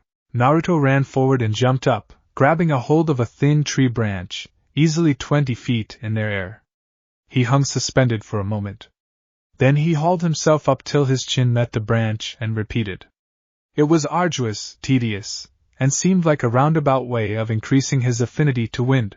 A humorous chuckle echoed from the back of his mind, making him shiver slightly. Tedious, am I? Maybe I won't show you one of the great styles I have had the privilege to learn over my long life. There are so many more, inferior styles. Perhaps you should try something at genin level before you attempt to master a jonin level taijutsu style. Naruto grimaced and continued to pull himself level with the branch, his muscles straining. No. I want to learn something worthwhile. There's no point in learning a taijutsu that I'll discard in a few years, right? She chided him gently. No, Naruto. The more styles you know, the better. While mastering one great technique may be useful and quite deadly, it is another thing entirely to be skilled with 3 or 4 different styles. With 4 you have variety and the opportunity to change mid-battle should things turn sour. He didn't acknowledge her that time, choosing instead to continue at a faster pace. Once he was finished with this set, she had promised to show him the basics of Mito Uzumaki's infamous taijutsu style, Reaper's Dance. Kurama said that it was the signature taijutsu style of the Uzumaki clan royalty. That in and of itself made him ecstatic to learn it. At first he'd asked if she knew his father's style. She admitted that while she knew what it looked like, she couldn't teach him. That had been a major letdown. But he kept a stiff upper lip and buckled down on memorizing what Kurama could teach him. For now she explained that she had 6 styles she could show him. The first was the Reaper's Dance. This was heavily dependent on footwork and extreme agility. However, it was also quite taxing to learn. Therefore, his body had to be hardened. He was strong for his age, but he was still only 13. True strength training would take a while to accomplish. The second style she knew was called the Crimson Step. She explained that this required masterful precision that only the most dedicated warriors could acquire. It also used the circular movements and extreme power that most Uzumaki had bred into them. This, she said, would be the easiest to learn and the hardest to master. However, as with all the techniques she knew, it was an old style from a nearly extinct clan. He'd have the advantage since no one would have any ability to predict his movements. It took a half an hour to finish the last set. He hurriedly let go of the branch and fell to the ground, narrowly avoiding a sprained ankle. He sighed and walked over to mark off training for the day. It had been 2 days since he was released from the hospital. As of yet, Kakashi hadn't come to start the test yet. Naruto guessed they were still worried about him. The old man kept inquiring about any strange dreams he might have had. Naruto smiled at that. His dreams had been untroubled since Kurama had begun letting him sleep by the seal with her. He rarely even remembered what he dreamed of, which in comparison to the visions granted in days and months before, was blissfully peaceful. He wouldn't have traded anything for Kurama's companionship. She was friend, mentor, conspirator, maybe even mother, a bit. Naruto paused as Kurama hummed lightly. Mother, huh? Kushina wouldn't be too happy to hear that.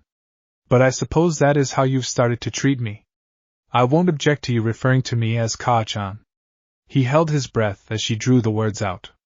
If you want Naruto-kun, it's fine right now, Kurama. Anyway, could you bring me to the seal now? I'm ready. I see. Give me a moment, please. Naruto closed his eyes and felt himself fall once more into the sealed chamber.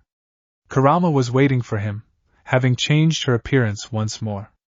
Her kimono was looser and shorter, allowing for a better range of movement.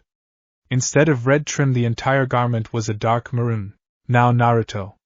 This taijutsu style is rather dangerous to the user as well as the opponent. It was designed, if I remember correctly, as a counter to her husband's signature style. Hashirama Senju style was later passed down to his descendants, and was adopted as the Senju clan's preferred taijutsu technique. Naruto scratched his head. So, this isn't a Senju style? No. Of course not. Keeping in tradition with the spiral movements of the Uzumaki's fighting techniques, Miko Uzumaki made sure it was based on circular movements. The Reaper's dance requires the use of 2 long swords of one kind or another. Double-edged would be preferable, but the standard katana will be sufficient for learning the forms. She saw that he had a question. Yes, Naruto-kun? Well, it's just been bothering me for a while since you told me about it. Wouldn't this be a kenjutsu since it uses swords? Technically, but no. It is more of a mix between the two.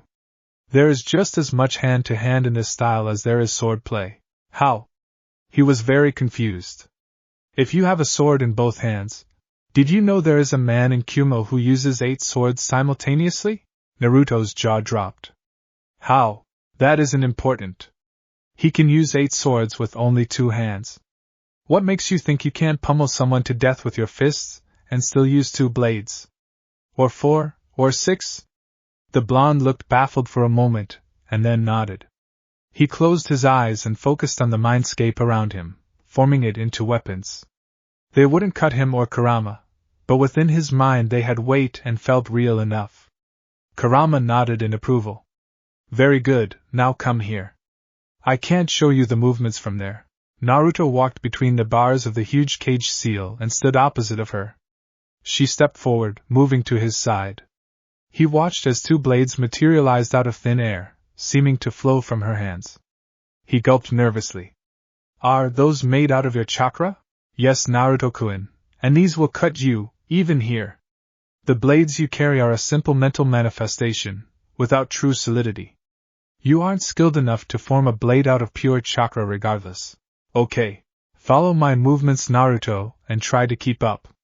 I know you're tired, but it will help your muscles memorize the movements, and besides, you'll be sparring with me afterwards, so you have a lot of incentive to get it right.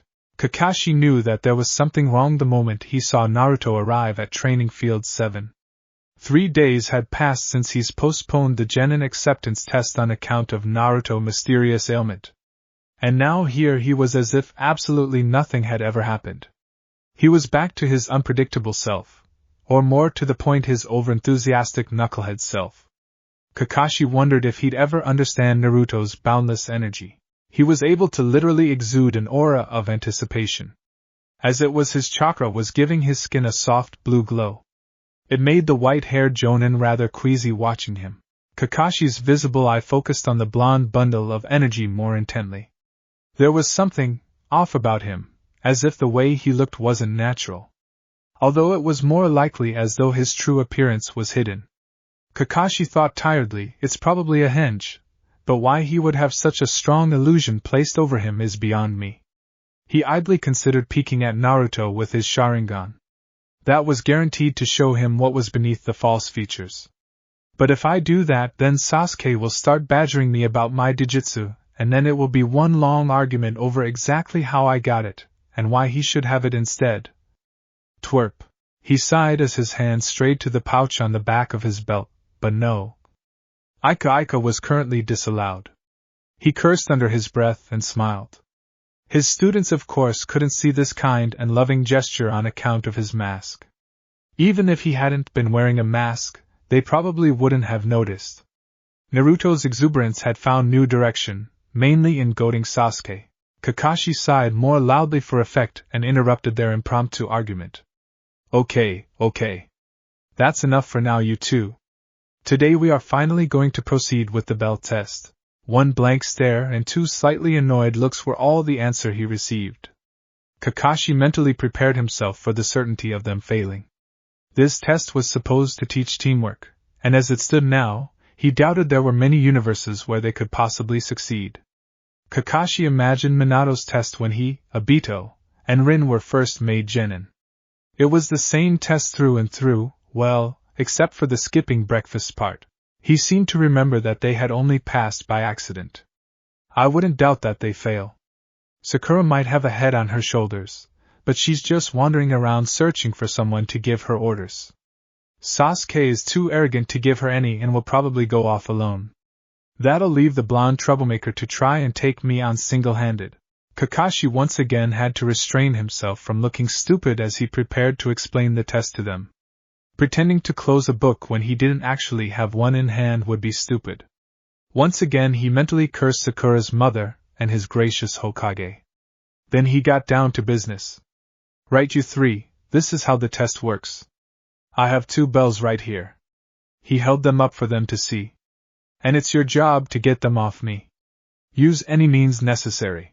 Naruto and Sasuke both grinned, making a slight chill go down the older man's spine. The evil light in their eyes making him rethink his original strategy. Now here's what makes it interesting. I'm giving you guys 4 hours to complete this task. If you don't have a bell by then, you'll skip lunch and I'll tie you to one of those wooden stumps over there while you watch your teammates eat. After that, you'll have until diner to get one of the bells. I smiled. If you don't have one by then, back to Academy you go.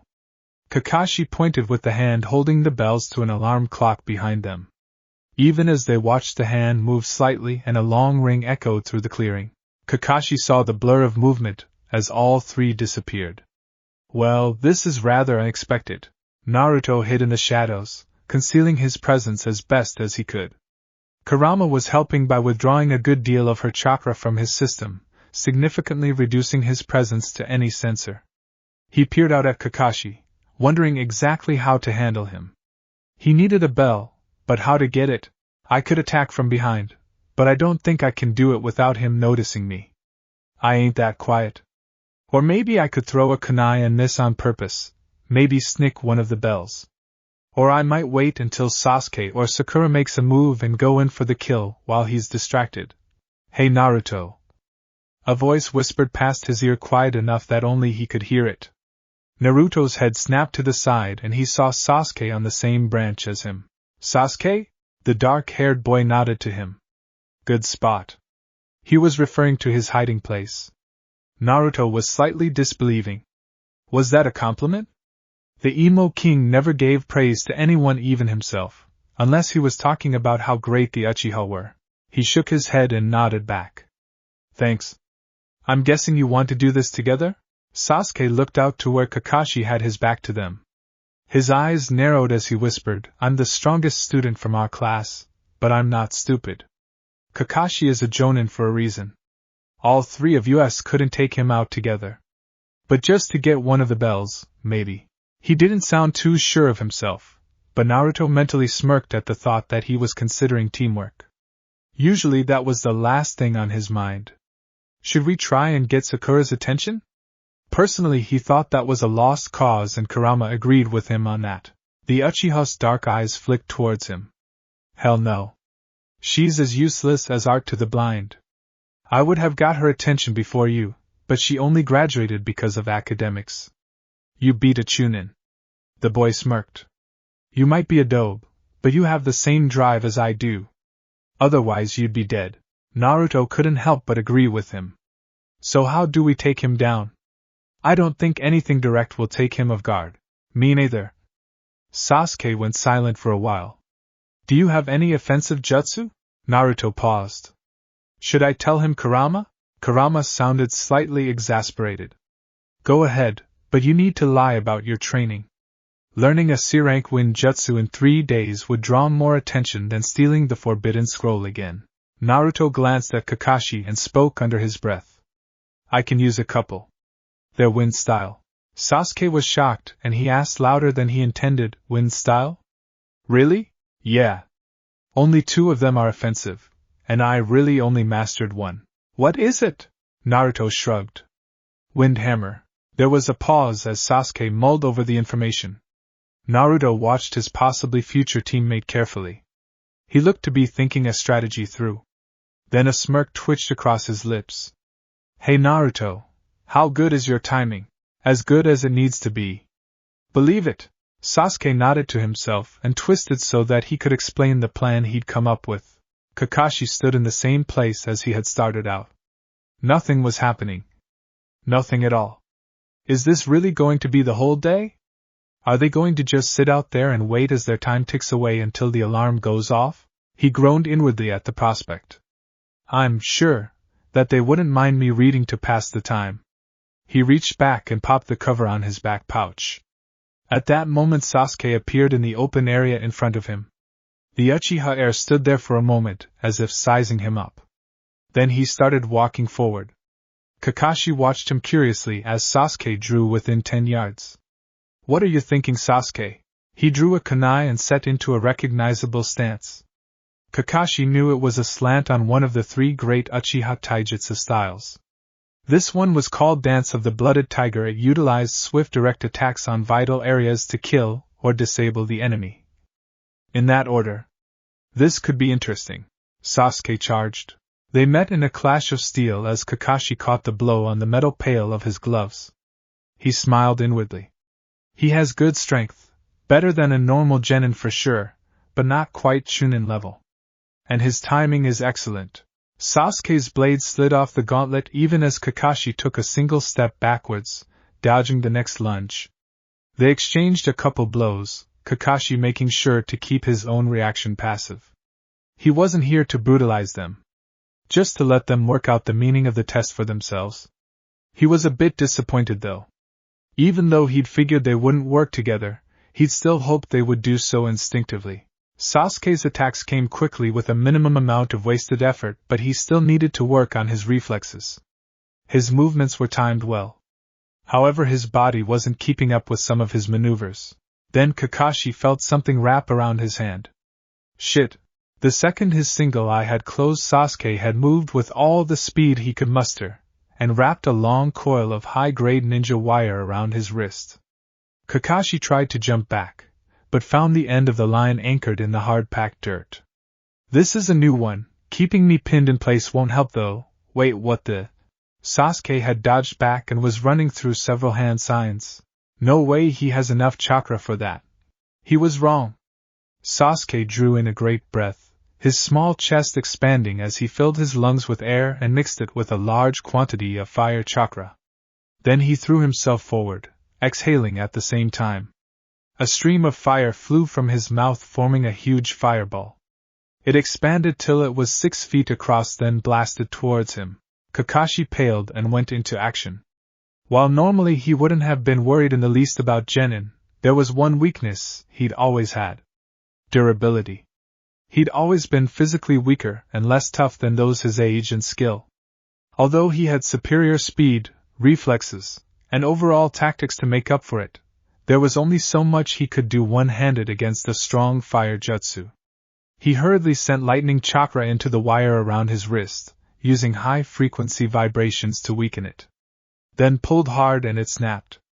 In the next instant Kakashi leapt straight up, avoiding the fireball as it exploded. That was too close for comfort. I have to admit he's good. If I was a Chunin, that would probably have taken me out. Luckily I have more than a few ticks up my sleeve. Then Kakashi's eyes caught Sasuke rushing forward in the wake of his attack. Kakashi was still flying upwards from the force of his jump. Then he saw it. Naruto. The blonde was rushing in from the other direction. Sasuke stopped short as Naruto jumped through the flames where his jutsu had impacted. Naruto. Ready? Naruto nodded as he came to a screech halt. They both started to run, though hand signs. Kakashi realized he was in trouble. They were working together the entire time? How did I not notice him sneaking up behind me? Sasuke finished his hand signs at the exact same time as Naruto. Their faces craned upward as they shouted in unison: Wind Release, Wind Hammer, / Fire Release, Grand Fireball, Collaboration Ninjutsu, Greater Scorch Blast. Sasuke's fireballs swelled to huge proportions as he exhaled in Kakashi's direction.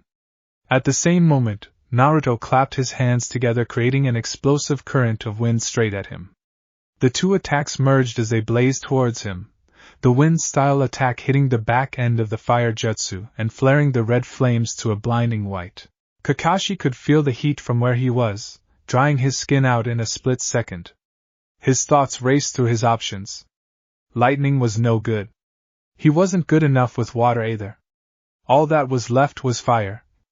This is going to take a ridiculous amount of chakra. He brought his hands together in the tiger sign and summoned every scrap of chakra he could on such short notice. Supreme Fireball. He blew hard, sending all the chakra he'd gathered directly in the path of their combination attack. His attack was far larger than theirs, but even so it nearly failed to stop it. They collided in midair, fighting for dominance for 3 seconds. Then they exploded, sending a rain of fire down upon the training field. Naruto and Sasuke dodged out of the way while they both started throwing kunai and shuriken at him. Kakashi deflected any that came close to him, ignoring those that would sail past him. His feet touched the ground a second later as gravity decided he'd been flying too long. Kakashi felt a twinge from his calves and ankles.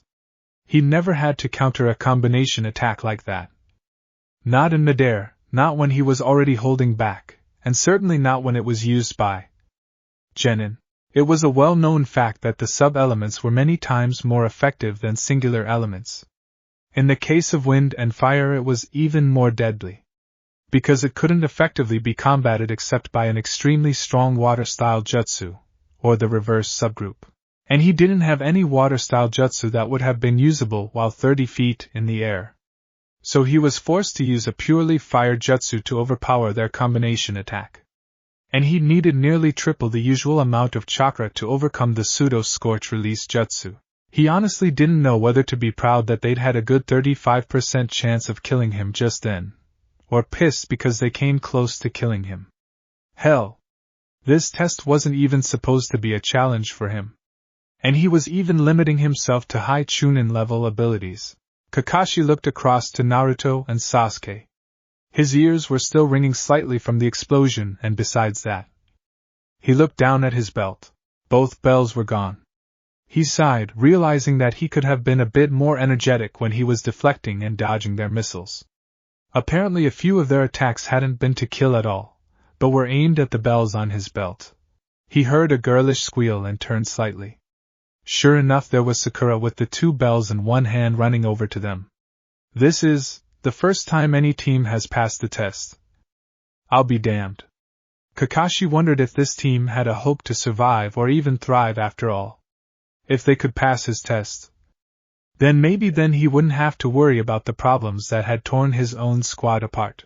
Naruto grinned at Sasuke, who he had to admit was an excellent partner. Between them they'd figured out the perfect plan for taking Kakashi on. Naruto hadn't expected to win even with that amazing combo, but he thought that it would show that they were both serious about being shinobi. Sasuke smirked back at him as if saying, "Nice work." Naruto grinned wider and then blinked as he saw Sakura running past Kakashi with the 2 bells in her hand. Hey! She has a use after all. He leaned in close to Sasuke and whispered, "Well, at least Sakura can fetch." The Uchiha's face went blank for a second before he was forced to restrain a chuckle. He brought his hand to his mouth and coughed, disguising it as Sakura reached them. She looked disheveled and rather worn out. If he'd walked in on them at that moment, he would have sworn she did most of the fighting. "Sasuke-kun, I got the bells. One for you and one for me, right?" Both boys stiffened, their minds running along parallel lines. "Is she completely clueless?" Sasuke grunted as Sakura stopped in front of him and held out one of the bells. "Here you go, Sasuke-kun. That was amazing how you totally put Sensei on the defensive like that. I bet you would have got him for sure if Naruto Baka didn't interrupt your jutsu."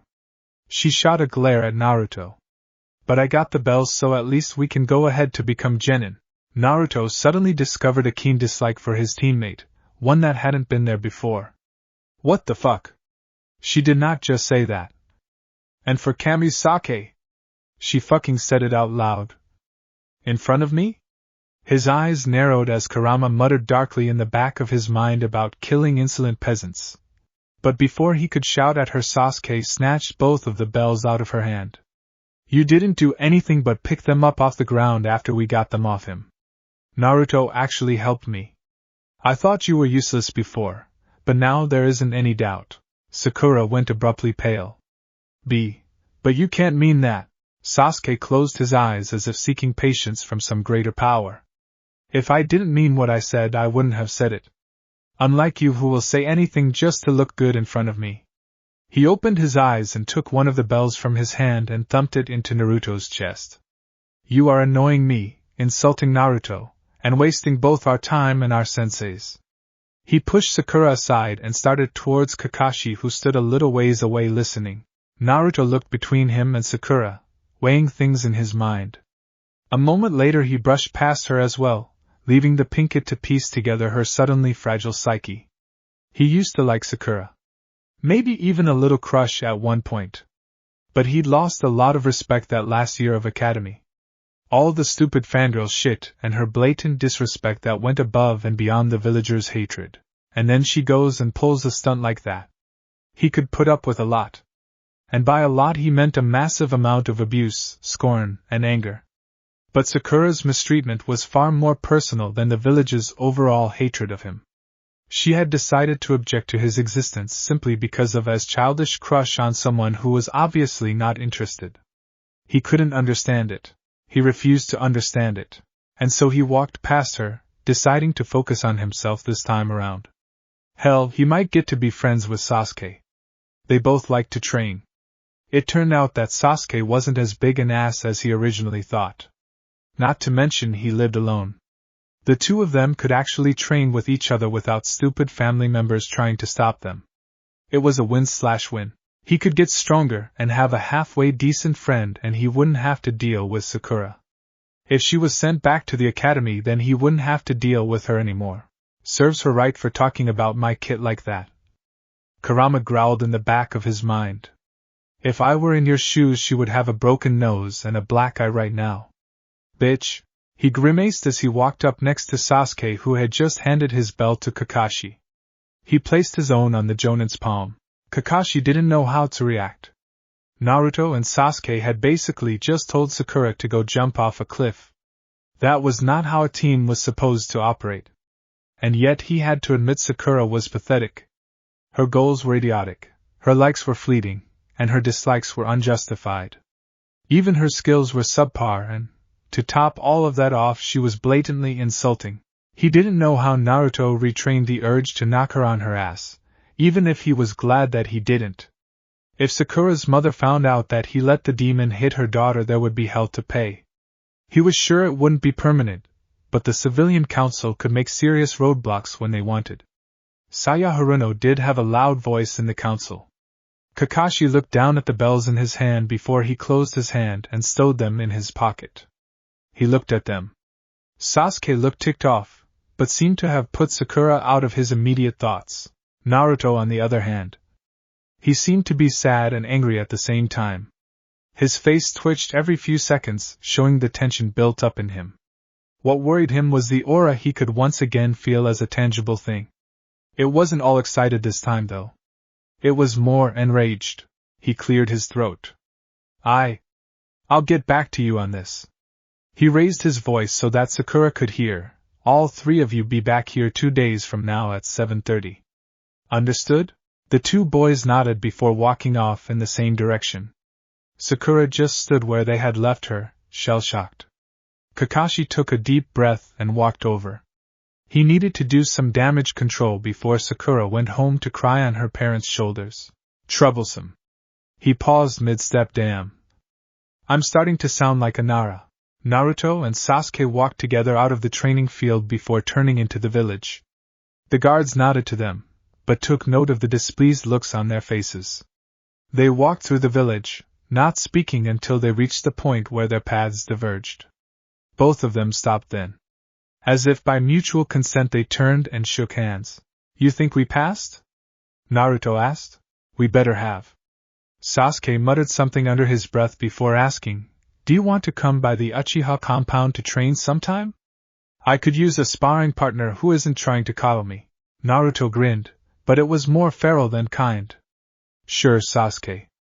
It'll be good to spar with someone who isn't trying to kill me for real. Uchiha and Uzumaki shook once more before letting go and returning to their respective homes, Sasuke to the Uchiha compound and Naruto to his rundown apartment. Sasuke dropped into a chair as he thought about what had happened so far that day. It had been very full, and it wasn't even lunch yet. First he'd found that Naruto wasn't nearly as dense or unskilled as he was made out to be. Although after he was told that Naruto took on a Chunin and won, he'd had serious doubts about how much truth the rumors held. Second, he'd discovered that he and Naruto shared a talent for battle strategy. The blonde was badly undereducated, but he caught on quickly and he thought way out of the box. As far as he was concerned, that made him worth 10 of Sakura. And speaking of Sakura, that was the third event of the morning. He had lost any and all respect he had for her. She was dead weight. He couldn't believe that she could be blind enough not to recognize that he and Naruto were working together. And not only that, but to go up and say, that? Did she not understand how her words could hurt others? He'd seen the look in Naruto's eyes. That smile fading as the equivalent of a 10-ton door slammed shut on his emotions. He knew what Naruto was feeling. It might not have had the same cause, but Naruto was as close as he could get to someone who understood him. And it royally pissed him off to listen to that useless excuse for a kunoichi bag on him like that. If she doesn't get sent back to the academy, I'm going to have to talk to the Hokage. He never coddled me, or treated me as some piece of delicate porcelain. He'd understand that she shouldn't be a ninja. Not with the way she acts. It would be putting me in danger, Naruto and Sensei too. All she has to do is make some rookie mistake or say something idiotic, and we'd be done for. Sasuke grimaced and stood to go into his room. That last jutsu had taken a lot out of him. He needed a good rest before he overused a fire jutsu again.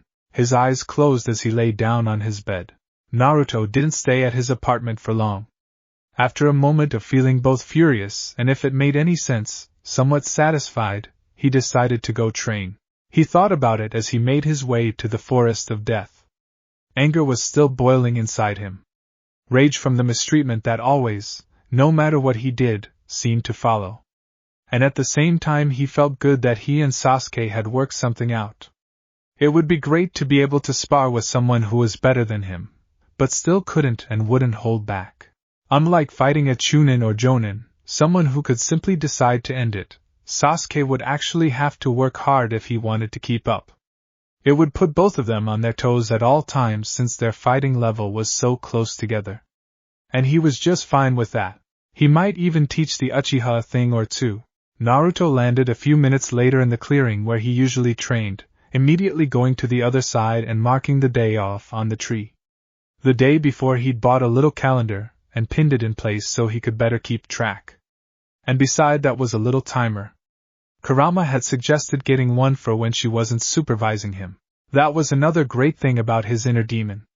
She had absolute time and direction, meaning she always knew exactly what time it was down to the second, and she could always tell you what direction was what. It was extremely useful, especially when navigating places like the Forest of Death where everything could seem the same. Kurama sighed. Speaking about things that are great, you know what would really hit the spot right now? I don't know, the village? Ah. That's cruel. He could almost hear the pout in her voice. Actually, it has been too long since I've tasted real food. Not that I ate much of anything in my unsealed state. She giggled then. No, I was thinking that I could do with a long torture session with my favorite little Nigen. That's only little Nigen to you, and what do you mean by torture? He wasn't exactly sure he liked the sound of that. Oh, it's really simple. Seeing how you just showed off a C-rank wind-release jutsu with near-perfect mastery to a jonin who knows that you've never even been tested for your affinity. There will be repercussions. He was really starting to dislike where this was going. Therefore I feel the need to tear your little brain apart by explaining the tedious nature of events to come. Now do sit down. This may take a while and I don't intend of letting you out until I've beaten a lesson into your thick skull. Naruto paled slightly and walked over to sit with his back against a tree. He chose a position that would leave him with the least cramps when he woke up, and let his eyes close. It was only a moment, and he found himself sitting across from her with the great cage bars between them. Kurama looked to have changed her attire again. On this occasion she was wearing a dark orange kimono with darker blue trim that seemed to have a spiral design stitched in. He grinned. Great choice of color. A smirk curled the corner of her red lips. Don't think that your honeyed words will get you out of a tongue lashing today. I need you to understand your delicate position. I'm not really sure what that means. She sighed again and closed her eyes. Simply be quiet unless you have a meaningful question. Okay, good. Now to start off with I need to explain 3 things to you. The first is the purpose and the duties of the village's civilian council. The second is the importance of bloodlines and other such abilities. And the third is the existence of a man named Danzo. Danzo? Who's he? I'll explain about him last. She shifted to a better position and began.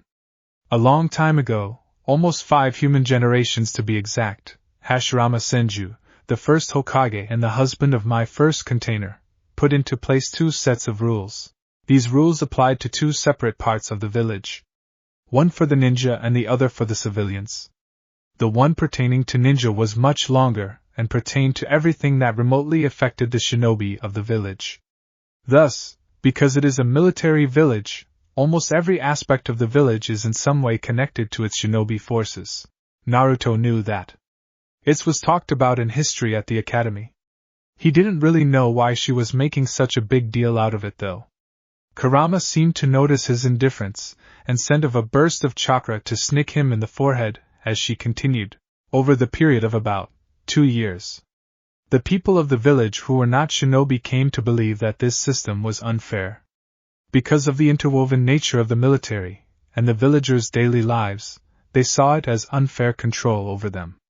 It began to sow the seeds of unrest. To combat this, Hashirama set up a secondary council, similar to the Council of Clan Heads. Its duty was to see that the rights of the common folk were not trampled on.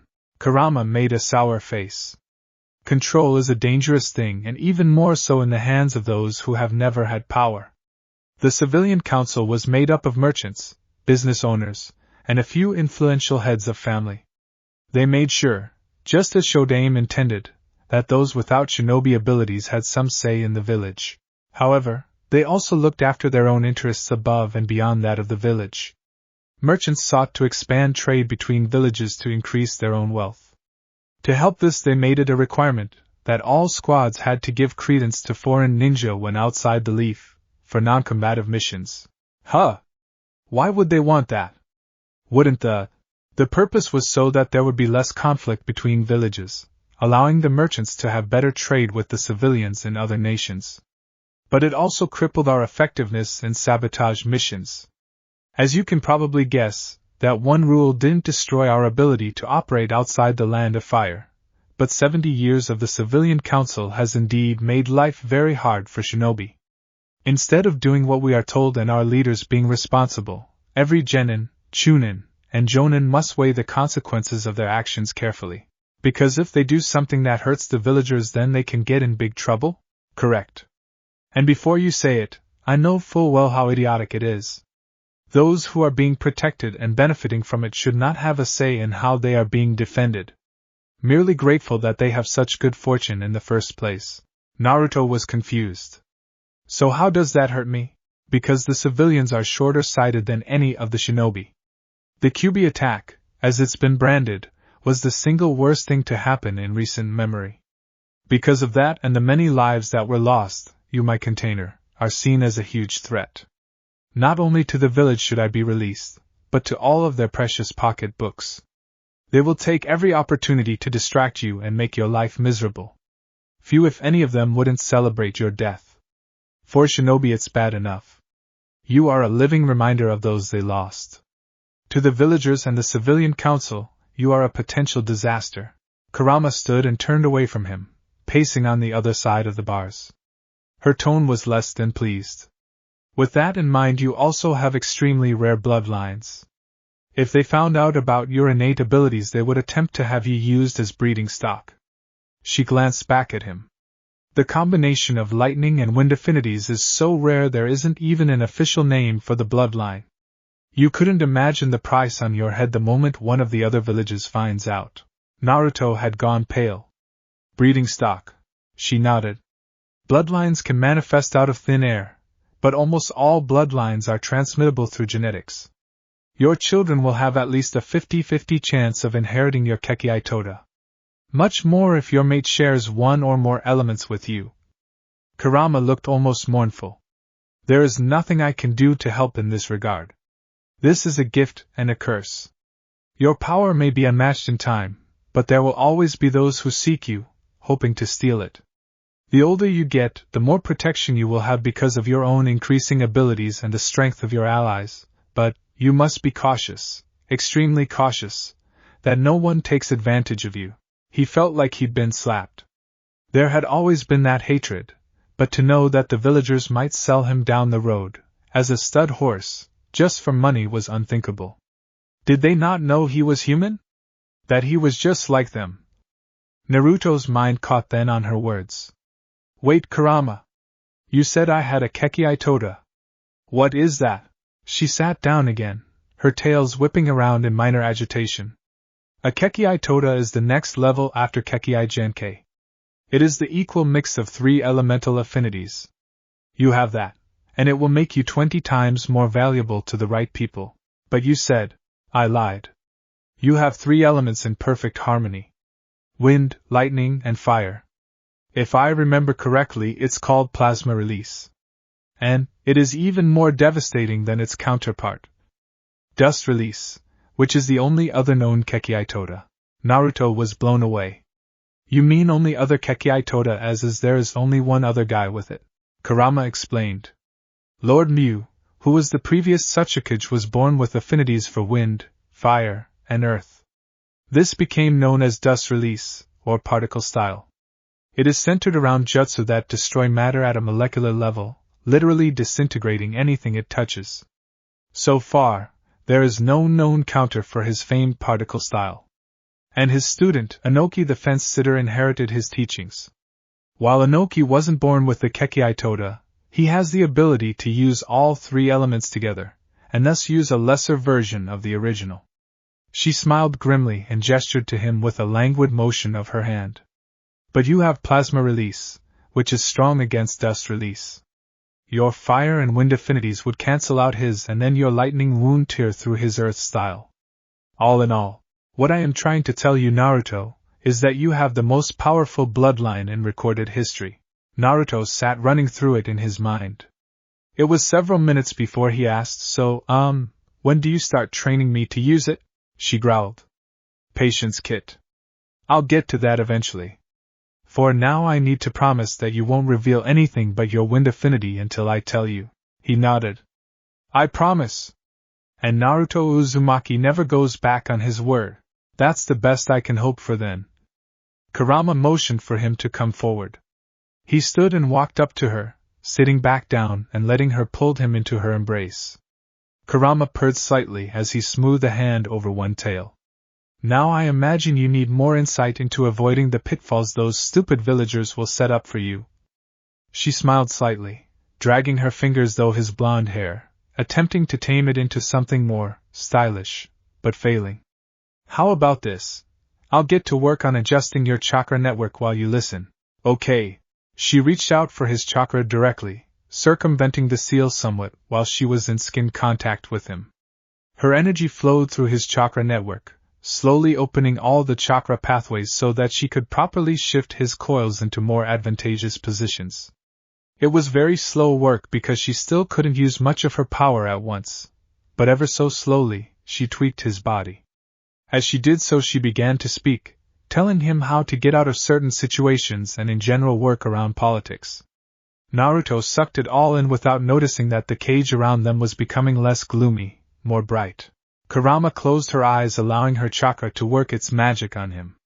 Naruto's Uzumaki heritage was a greater gift than he could ever realize, something given to him by his ancestors. It was said that the best of the Kagaya clan could manipulate their bones with a thought. But the Uzumaki clan had a far more powerful ability, if less noticeable. For Uzumaki could actually manipulate the chakra in their own bodies when it would normally act passively. They had the talent to open or close their chakra points, or even the 8 celestial gates. Some had used their abilities to literally rearrange their chakra network, over a period of years of course. In essence, Uzumaki could alter the way in which chakra normally flowed. Her previous container had the power to manifest chains of purple chakra. They were more than sufficient to hold tailed beasts down, even her. And that was one of the minor manipulations. Although, few Uzumaki had made use of external chakra conversion techniques as they were called. Kushina was just a bit more violent than most Uzumaki. Which was truly saying something considering how inherently brutal the Uzumaki clan had been. Peaceful and vicious at the same time. Kurama subtly cut off Naruto's affinities to lightning and fire. She could keep them unconnected to the rest of his chakra network for 5 or 6 days without harming him, or weakening the affinity, but she had no other choice. Kakashi would undoubtedly check all their affinities the next time they met. She couldn't risk the Jonin finding out about his bloodline. The man had far too many issues with divided loyalties in her opinion. She sighed to herself and mentally reviewed all the different jutsu she knew for wind release. Naruto would need to be a master of wind so that he wouldn't be put in a corner and forced to use his other elements. And that would all mean a ton of training. She hoped the blonde was ready for it. Kakashi Hatake stood with 24 other Jonin instructors. Each of them had their own genin team, which needed to be judged. And today would be the deciding day for many teams. Each instructor had their own test, sometimes passed down from generation to generation, to prove that their students have what it takes to become ninja. It started out as it usually did. Hiruzen Sarutobi stood in front of them with a clipboard and a frown. Squad 1. The older man to the back of the room stepped forward. Squad 1 fails. None of them have the chakra control or reserves to become genin at this time. One of them never will. Sarutobi nodded. Next. Squad 2, a wiry man who looked to be in his early 50s spoke up. Failed. They don't understand the concept of teamwork and have no interest in hearing about it either. Sarutobi checked another team off the list, and it went much the same way until they reached Team 5. Then he started in on the other teams, heading backwards towards 0. Kakashi knew it was because the list organized by name, not by team. Squad 10. Asuma Sarutobi stepped up to speak. Squad 10 passes by the skin of their teeth. He puffed on his cigarette. They all have skill in basic techniques and understand teamwork. And they have their clan techniques to fall back on. The third Hokage smiled for the first time, marking that team as passed on his board. Good to hear it. He turned to Kakashi, who was standing in front. How about Squad 7? Kakashi received raised eyebrows from the other Jonin when he didn't immediately proclaim them failures. As it was, he'd never passed the team before. Not even once. He sighed loudly. Actually, I have a bit of a problem on that end. I'm undecided as to whether to pass them or not. He scratched the back of his head in a self-deprecating way as whispers broke out among the other Jonin. Asuma looked shocked. Damn Kakashi, they must really be something? You've never passed a team in your life. Kurenai Yahi nodded. Yes, it's very odd. They turned to look at Sarutobi as he asked, Tell me. What special circumstances have arisen to give you doubt? There was a hush around the room as Kakashi shrugged. You know that my squad consists of Sasuke Uchiha, Naruto Uzumaki, and Sakura Haruno. Yes, I am very aware. Kakashi decided to get this out of the way. Sakura has almost no talent for being a kunoichi. She is dense as stone, slow, unskilled, and doesn't understand the basics of teamwork. And the entire time she could do nothing but fawn over the Uchiha to the point where she was utterly useless.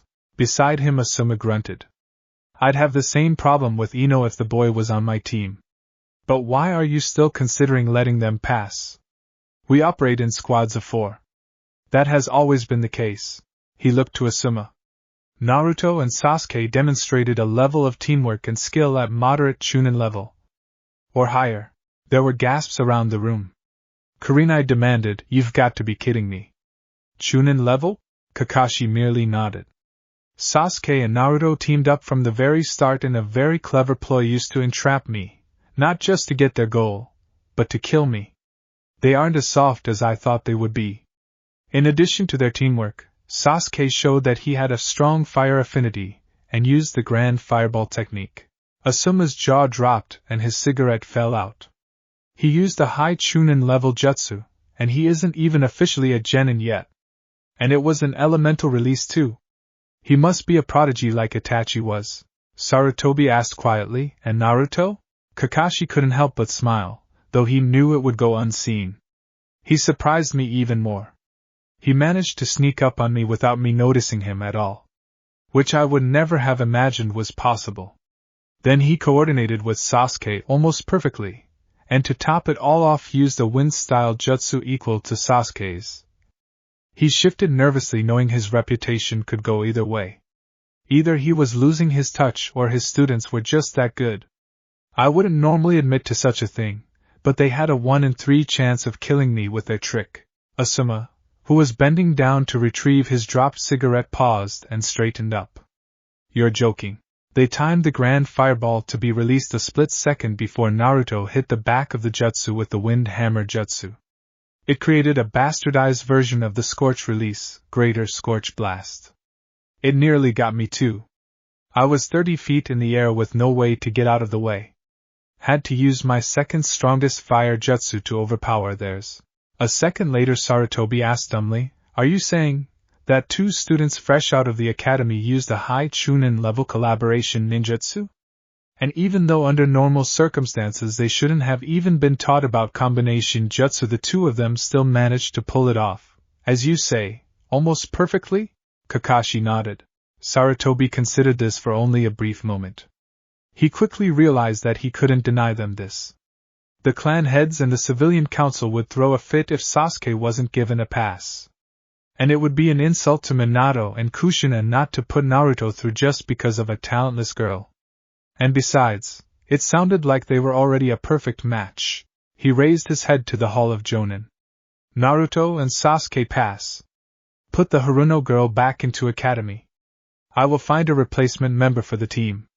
In the meantime, I want you to train them exclusively. No missions for a month. I want you to make sure you know the extent of their abilities and skills. By that time I should have found someone to replace your 4th member who will complement their skills. Under his mask, Kakashi smiled again. That was just perfect. And he would be free to read Ika Ika, with the brat of a fangirl gone. Things were looking up. Kurama cracked one eye open as she felt her tampering was complete, for now. She knew that she would have to constantly adjust things for the next 7 to 10 years. After all, chakra networks weren't meant to be reorganized quite so easily. Naruto's powerful connection to the Uzumaki clan traits would help immensely, but it would still be a strain on his young body. She hoped that her skillful manipulations had the desired effect. A while later Naruto woke. Sometime during the intervening time he must have slipped down the side of the tree to curl up into a ball. His own eyes cracked open, crimson in the dappled light. His henge was deactivated at the moment, revealing his true features to the dark forest. Naruto rubbed at his eyes and scratched his ears. Then he sat up yawning. Around him the forest was just beginning to lose itself to the embrace of night again. He wondered how long he'd been out of it. How long was I asleep, I wonder? It must have been a while. I feel pretty cramped. He glanced around, attuning his keen senses to the area around him. It was getting a little easier to deal with the heightened noise, but certain things still bothered him. Naruto leaned back against the tree, wondering why he was so sleepy all the time these days. It wasn't like him. Oh, sure, he liked to sleep, but he'd never been someone who would rather sleep than train, or prank someone. Why had that changed? The voice of Kurama came in answer. It's because of me. Unfortunately for you, schedule, your body will need more rest than it usually does. Don't worry. You can rest your mind for as long as you need with me. However, your body will need some time to adjust. The enhancements I made require copious amounts of time to fine-tune. What does copious mean? A sigh and a shifting from Kurama. It's simply another way of saying a lot. Oh. He levered himself up and stretched, making sure he was limber. How long was I asleep? By my knowledge, a day and a night passed in your world. I slept a whole 24 hours? A little more than that, actually. Naruto whistled. That was the longest he'd ever slept. Including the time he forced himself to stay up for almost 2 weeks straight just to prove he could do it. He yawned loudly, filling the clearing with the sound of it. Then he quickly hid his features again and collected the few items he'd left there that last time he trained. After that he left the clearing and forged his way, quickly through the forest. A short while later he registered the fact that he was starving. Must have ramen. His course thus changed, Naruto headed for Ichiraku. When he dropped down onto the street that bordered his favorite place to eat, and for certain reasons he tried not to think of, only place to eat, there were already 2 people there. Naruto stepped forward and pulled aside the cloth drape only to see none other than Kakashi and Sasuke. He blinked in surprise. I've never seen those 2 eat here before. Then again, it doesn't look like Kakashi is eating anything.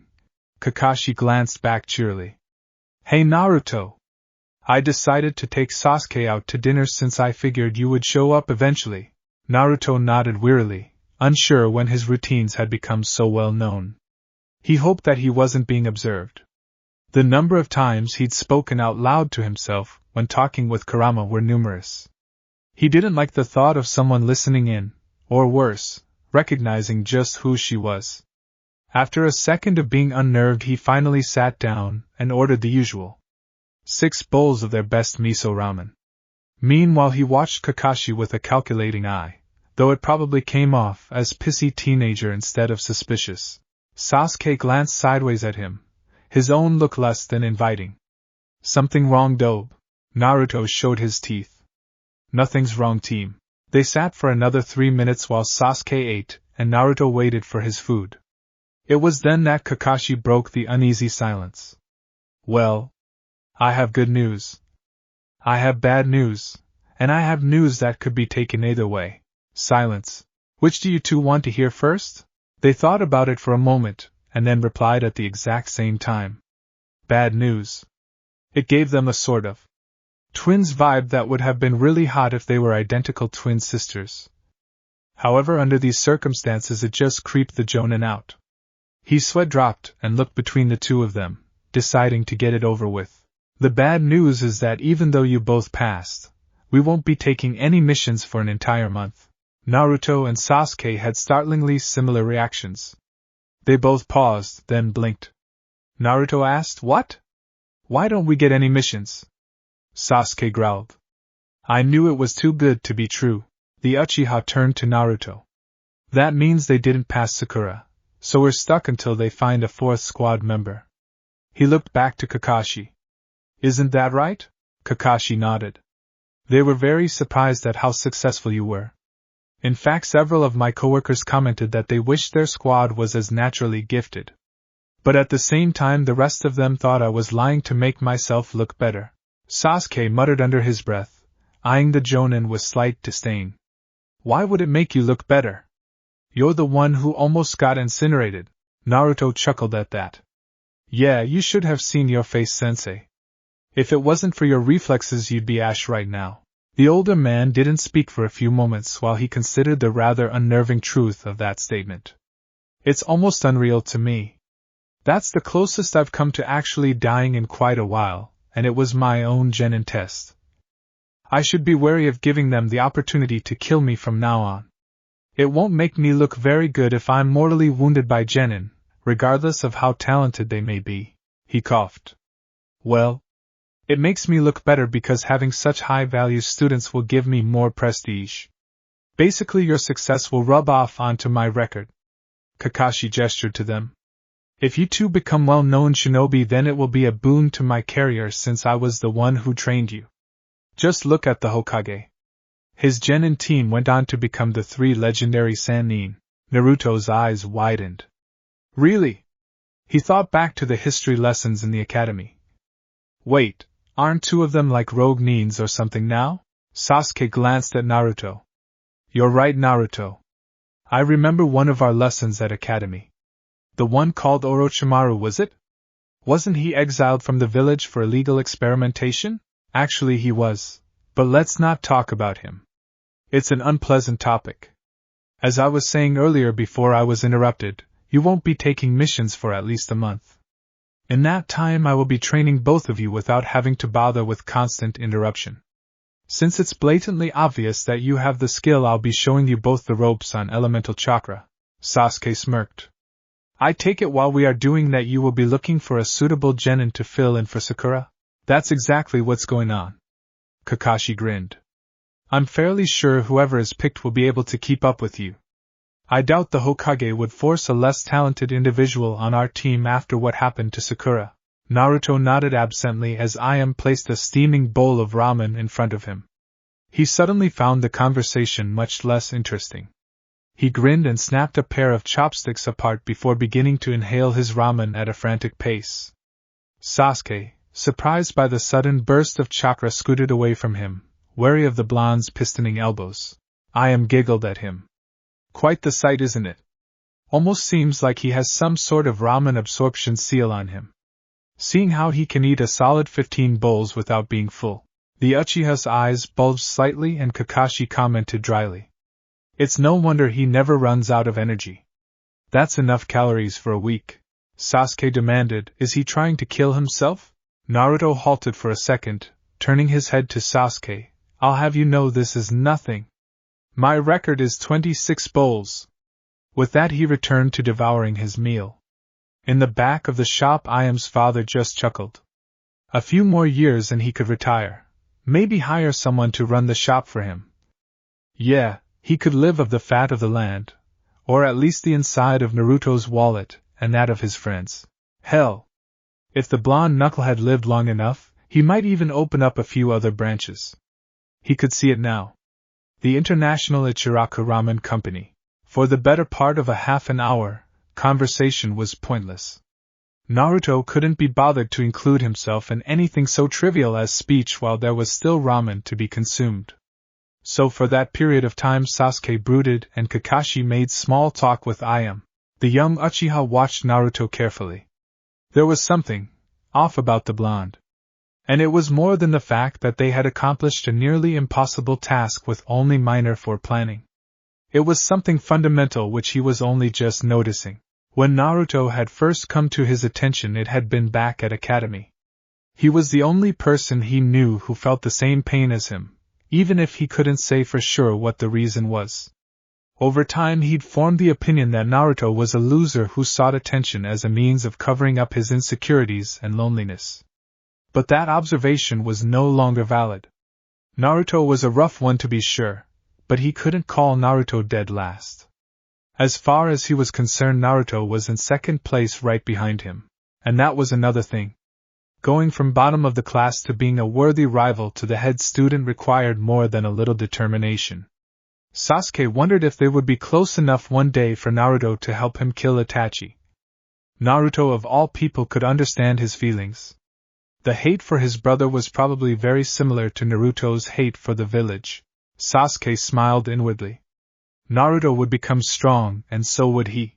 Naruto finished his unholy consumption of ramen, and pushed the stack of bowls aside with a contented grin. Kakashi was looking at said stack with a blatantly horrified expression. I know he said he could eat 15 bowls and keep going, but he actually ate 20 full-size bowls of ramen. He's worse than his parents. The pile of dishes recalled a memory of Minato and Kushina sharing a bowl of ramen here once. It was like two wolves fighting over the last scrap of meat on a carcass. Neither of them would give ground to the other, and holy hell, the tab they could rack up. Minato once used swift release just to prove a point, polishing off a solid 7 bowls before Kushina could finish one. And that wasn't counting when Kushina was pregnant. It was as if she was eating for 3. Her, the baby, and the Kyubi along with it. Kakashi was quite glad that they hadn't had 2 children. He would be broke in half a year, and Ichiraku would own the world. He shook his head, dispelling the images of his childhood. Back when he was young and innocent. Before he knew the horror of Namikaze and Uzumaki eating habits. Sasuke and Naruto took notice of Kakashi's suddenly pale complexion. Then it seemed as if something dawned on the Uchiha, quickly followed by Naruto, who glanced between the stack of bowls, and Kakashi. Then in a burst of speed Naruto grabbed Sasuke by the back of the collar and bolted shouting, "Come on, I got a great jutsu to show you!" Kakashi stood to pursue them, but halted as something took hold of his collar. "Excuse me, Kakashi-kun? There seems to be a misunderstanding here. Perhaps you would like to clear it up for me." Her honeyed sweet voice dredged up images of Inoichi and Shikaku after arguments at home, their battered faces and bruised bodies. "Curse you, Naruto! Why don't we discuss your problem, Kakashi-kun? I'm sure we can work on a payment plan for you if you need it." Sasuke gritted his teeth as his blonde teammate at last let go of the back of his collar. Damn, he sure knows how to make tracks when his money is at stake. Almost makes me feel bad for Kakashi, almost. Sasuke patted himself down, getting rid of the dirt that clung to him. He looked around, trying to figure out where Naruto had dragged him off to. They were standing in a clearing, surrounded by massive trees. It was deeply shadowed with only a few bars of light shining through to the ground, seeming like solid spears of gold. He twisted around. Naruto was walking to the other side of the clearing, pulling out kunai. He quickly made a mark on the tree and turned back. "So Sasuke? What do you think of my training area? Pretty cool, huh?" Sasuke had no clue where he was except that they were somewhere on the outskirts of the village. The forest around them was dark, and he could hear things growling and roaring in the distance. He shook his head. "Where is this dobe? I've never been here." "Well, duh! This is my training ground. Never even seen anyone here. This here is training ground 44, the Forest of Death. Personally, I don't really see what is so scary about the place, but oh well. At least no one comes and bothers me while I'm training. And the best part is that it's huge, so I can even get away from the villagers here." Sasuke gave Naruto an odd look. "What is that supposed to mean?" Naruto scratched the back of his head uneasily. "Forget I said anything. Anyway, this is where I train. Just head in any direction for long enough and you'll come to the outer edge of the forest. It's only a couple miles wide with a big fence surrounding it." Naruto frowned. "But make sure you keep clear of this place when the Chunin exams and Jonin exams start. They both use this place for their tests." "Why? It doesn't seem very dangerous to me." The blonde grinned. "Yeah, because I'm here. Everything here avoids me like the plague. Don't ask me why, but I don't think that the huge spiders, giant snakes, dire bears, and everything else would object to eating you." Naruto gestured around him. "Then there's the man-eating plants, and the fact that anything you try to eat is probably poisonous." I got really ill trying to hunt here not long ago. Sasuke asked. So you're the only person who uses this training ground? Well, not only, but I've only ever heard of one other person coming.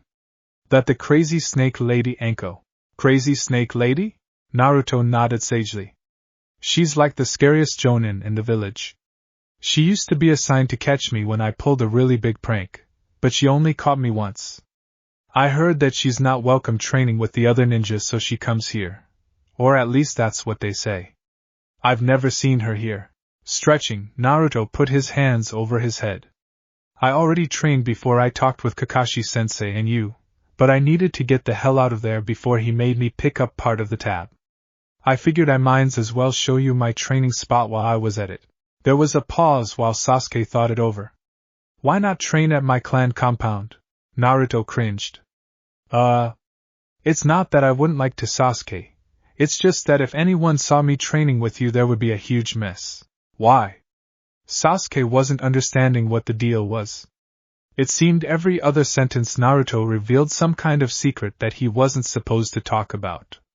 He was constantly smoothing over his own words and pretending like it didn't matter. And what did he mean by a mess? Was he suggesting that they would get in trouble for training together? They were on the same team. Naruto looked away. I'm sure you know why, Sasuke. You're smart. You see how everyone treats me, but you're the precious Uchiha. At best they think I was dragging you down. At worst, they tried to get me kicked off the team. That's ridiculous. And no one is that stupid. Right. Even if there is something wrong with Naruto, the village wouldn't sabotage his ninja career just because they saw him training with me. A scowl crossed Naruto's face. You saw how Sakura treats me. The whole village has been like that since I was kicked out of the orphanage. Sasuke blinked. Kicked out? Yeah. I was kicked out of the orphanage at 5. In case you didn't know, the Hokage gives me an allowance of sorts so I can survive. It would be enough, but everyone charges me 3 times normal, if they sell to me at all. I couldn't even get an apartment for a year when I was thrown out. No one would let me rent anything. Spend half the year in the hospital after getting beat by drunks. Naruto saw the look on Sasuke's face. You probably think I should hate the village, huh? The Uchiha's eyes flashed. Of course. Why the hell haven't you left already? He shrugged. Where would I go? This is the only place I know. At least the old man tries to take care of me. Once I start getting stronger I can go on missions and make a name for myself. The village can't hate me forever. Eventually they'll start respecting me, for my power if nothing else. That's why I want to become Hokage. Naruto smirked. At least most of the shinobi don't hate me. I know most of the ninja don't like you. They think you're a stuck-up arrogant emo asshole. So if you think about it, we're both trying to get strong, just for different reasons. I want to be Hokage. You want to kill a certain someone. Sasuke's lips twitched. You know, Naruto. When you're not acting like an idiot you have a way with words. I know, right? Now I'm getting depressed. Let's have a little spar so I can forget about the stupid village.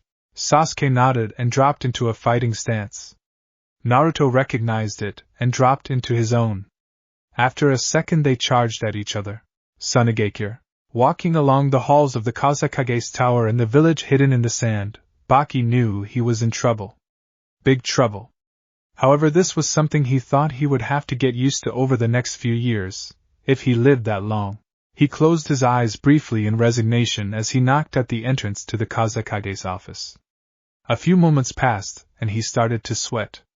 His liege didn't usually put him on the spot like this, and the 4 envoys from the hidden sound behind him were casting suspicious looks in his direction. There were 3 that he couldn't care less about. It was the 4th who gave him pause, a man with sliver-white hair and sharp eyes, hidden behind round glasses. He was young, but moved with more experience and ease than many jonin. Baki was instantly wary of him. No one in his position lived very long unless they were cautious. And the ninja from Oto set off every alarm in his head. Repeatedly, a voice from within took his attention away from the hidden sound shinobi. He quickly turned the handle and opened the doors to the inner office. Inside was a Spartan room, circular in its design and centered around a large desk. Sitting at said desk was a man, not quite of average height, his dark red hair almost too dark to be labeled as such. His pale skin had only been slightly tanned by the harsh desert sun, and his eyes were as sharp as ever. This was the Kazekage.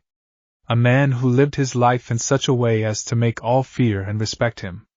Although these days it was usually the former much more than the later. The Kazekage glanced upwards, his gaze moving over his right-hand man and the four guests. He straightened and asked, "So, you are the ones he sent? I don't see how this is supposed to help out plans in any way. Does your leader take me for a fool?" The words were spoken calmly, but malice was laid thick upon them, showing that he was less than pleased. Orochimaru wanted to go to war, and he wanted the aid of Suna in that self-same war. Had this been against IWA, he would have applauded the idea. Perhaps even gone about the preparations with some eagerness. But that was most certainly not the case. The leader of the newly formed Sound Village wanted to move on Konoha, Suna's old allies. And while there was little love between the two great nations of late, it was still an ill-advised idea. It would put a great strain on his resources. After all, with where they all lived, resources were a hard enough commodity to come by regardless. So he could reasonably be angry when the former Konoha Nin sent only 6 of his ninja. 2 were already staying in the village, supposedly waiting for a third member to arrive. And now a second team, of genin? What was that man playing at? War required strong shinobi. And thus far all he'd seen were part of a distraction, and nothing more. If Orochimaru thought that Suna would bear the great load of the war while Oto went on unscathed, he was wrong. Standing off to one side now, Baki saw the rapid-fire flash of emotions cross his Kage's face. None of them pleasant. Eventually the group's leader deemed it appropriate to speak. Evidently where he came from, you made sure that the boss was absolutely finished before saying anything. It was the silver-haired young man who answered.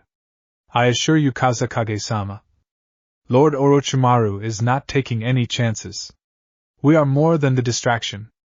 I personally have the next batch of plans from him.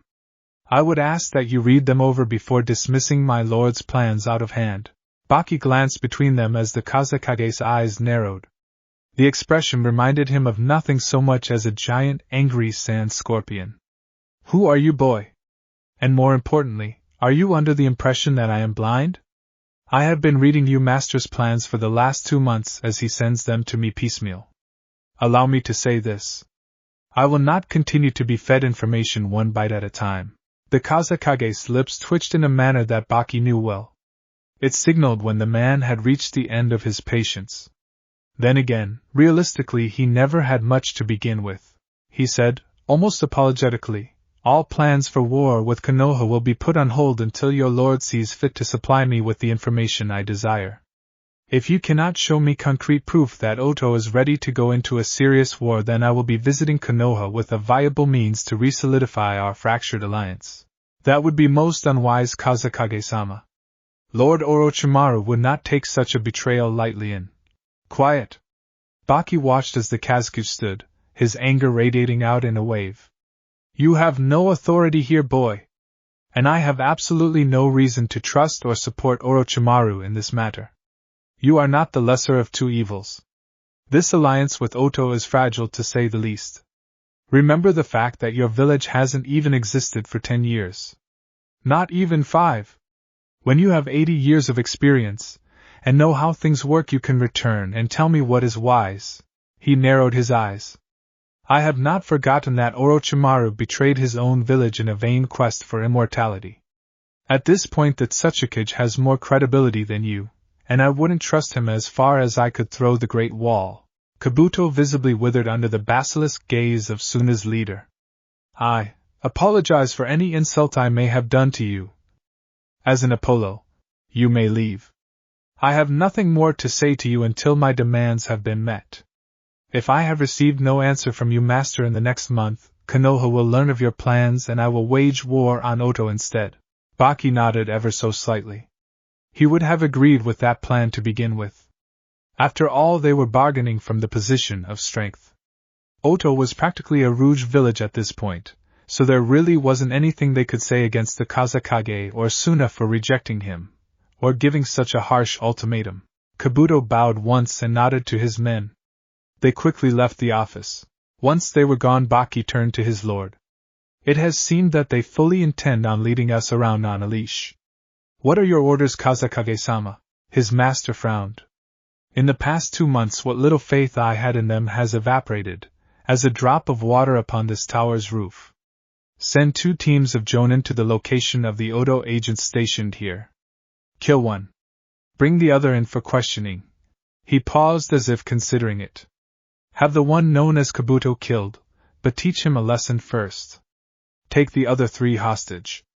I don't think that they will have any use as such, but we can send them to Konoha. May I ask why? Indeed. I have wanted to bring Suna and Konoha back together for some time now.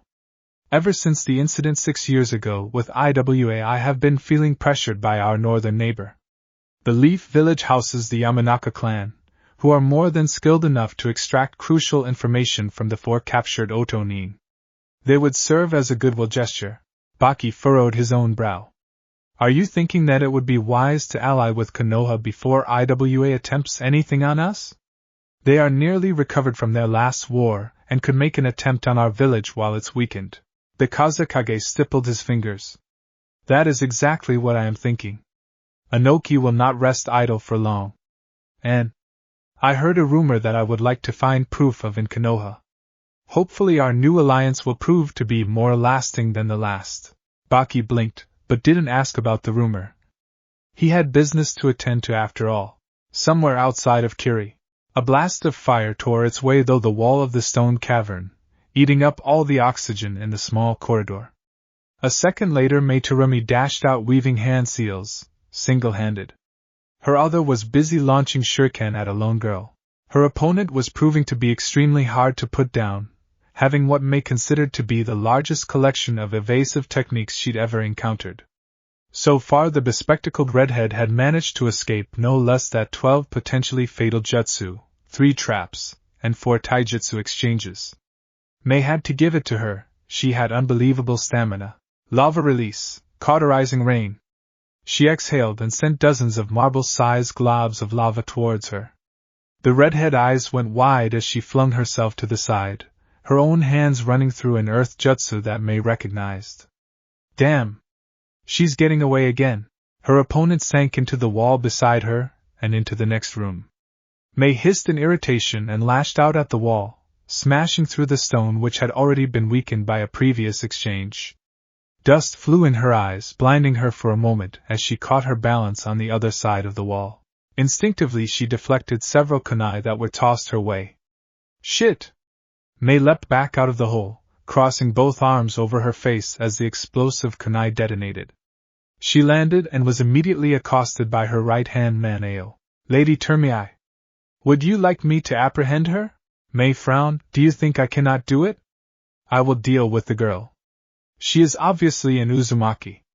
We will take her alive. Yes, my lady. Ao disappeared back into the chaos of the underground complex. Mei re-entered the room, quickly bringing her hands together in a wind jutsu. The dust was whipped away, revealing the girl trying to complete her own chain of hand seals. Mei dashed forward. She wasn't willing to take a chance on it being something unknown to her. She didn't recognize the sequence, so she couldn't allow her to complete the jutsu. Karen was a split second from releasing a powerful electrical shock into the woman in front of her, when as she felt a kunai bit deeply in her shoulder. She cringed and finished her jutsu. Lightning Dragon Jutsu. Mei dropped flat to the ground as the massive influx of lightning chakra blasted right over to her head, annihilating the rest of the room and blasting the hallway to rubble. Then she was up again and holding the redhead's hands with one of hers. You're done, girl. Thwack. Mei hefted her fellow redhead over her shoulder and exited the room. She needed to make sure the rest of her men were doing their jobs. Not many of Orochimaru's henchmen were left alive here, but there were many supplies that had been left behind. The rebellion was going to take advantage of that, without a doubt. It's fortunate that we found this place, though we can only afford to stay here so long. I don't fancy fighting with one of the 3 Sannin on his home turf. We must be gone before he returns. Maybe I can get his plans from this girl. She seems like she was the leader of this particular branch. Only time would tell. They had a rebellion to win after all. Chapter end. Watch exclusive 18+ stories every day featuring Naruto, Deku, and Luffy. Plus uncensored NSFW artwork of the girls from each story. Available only on my Patreon. Link in the description.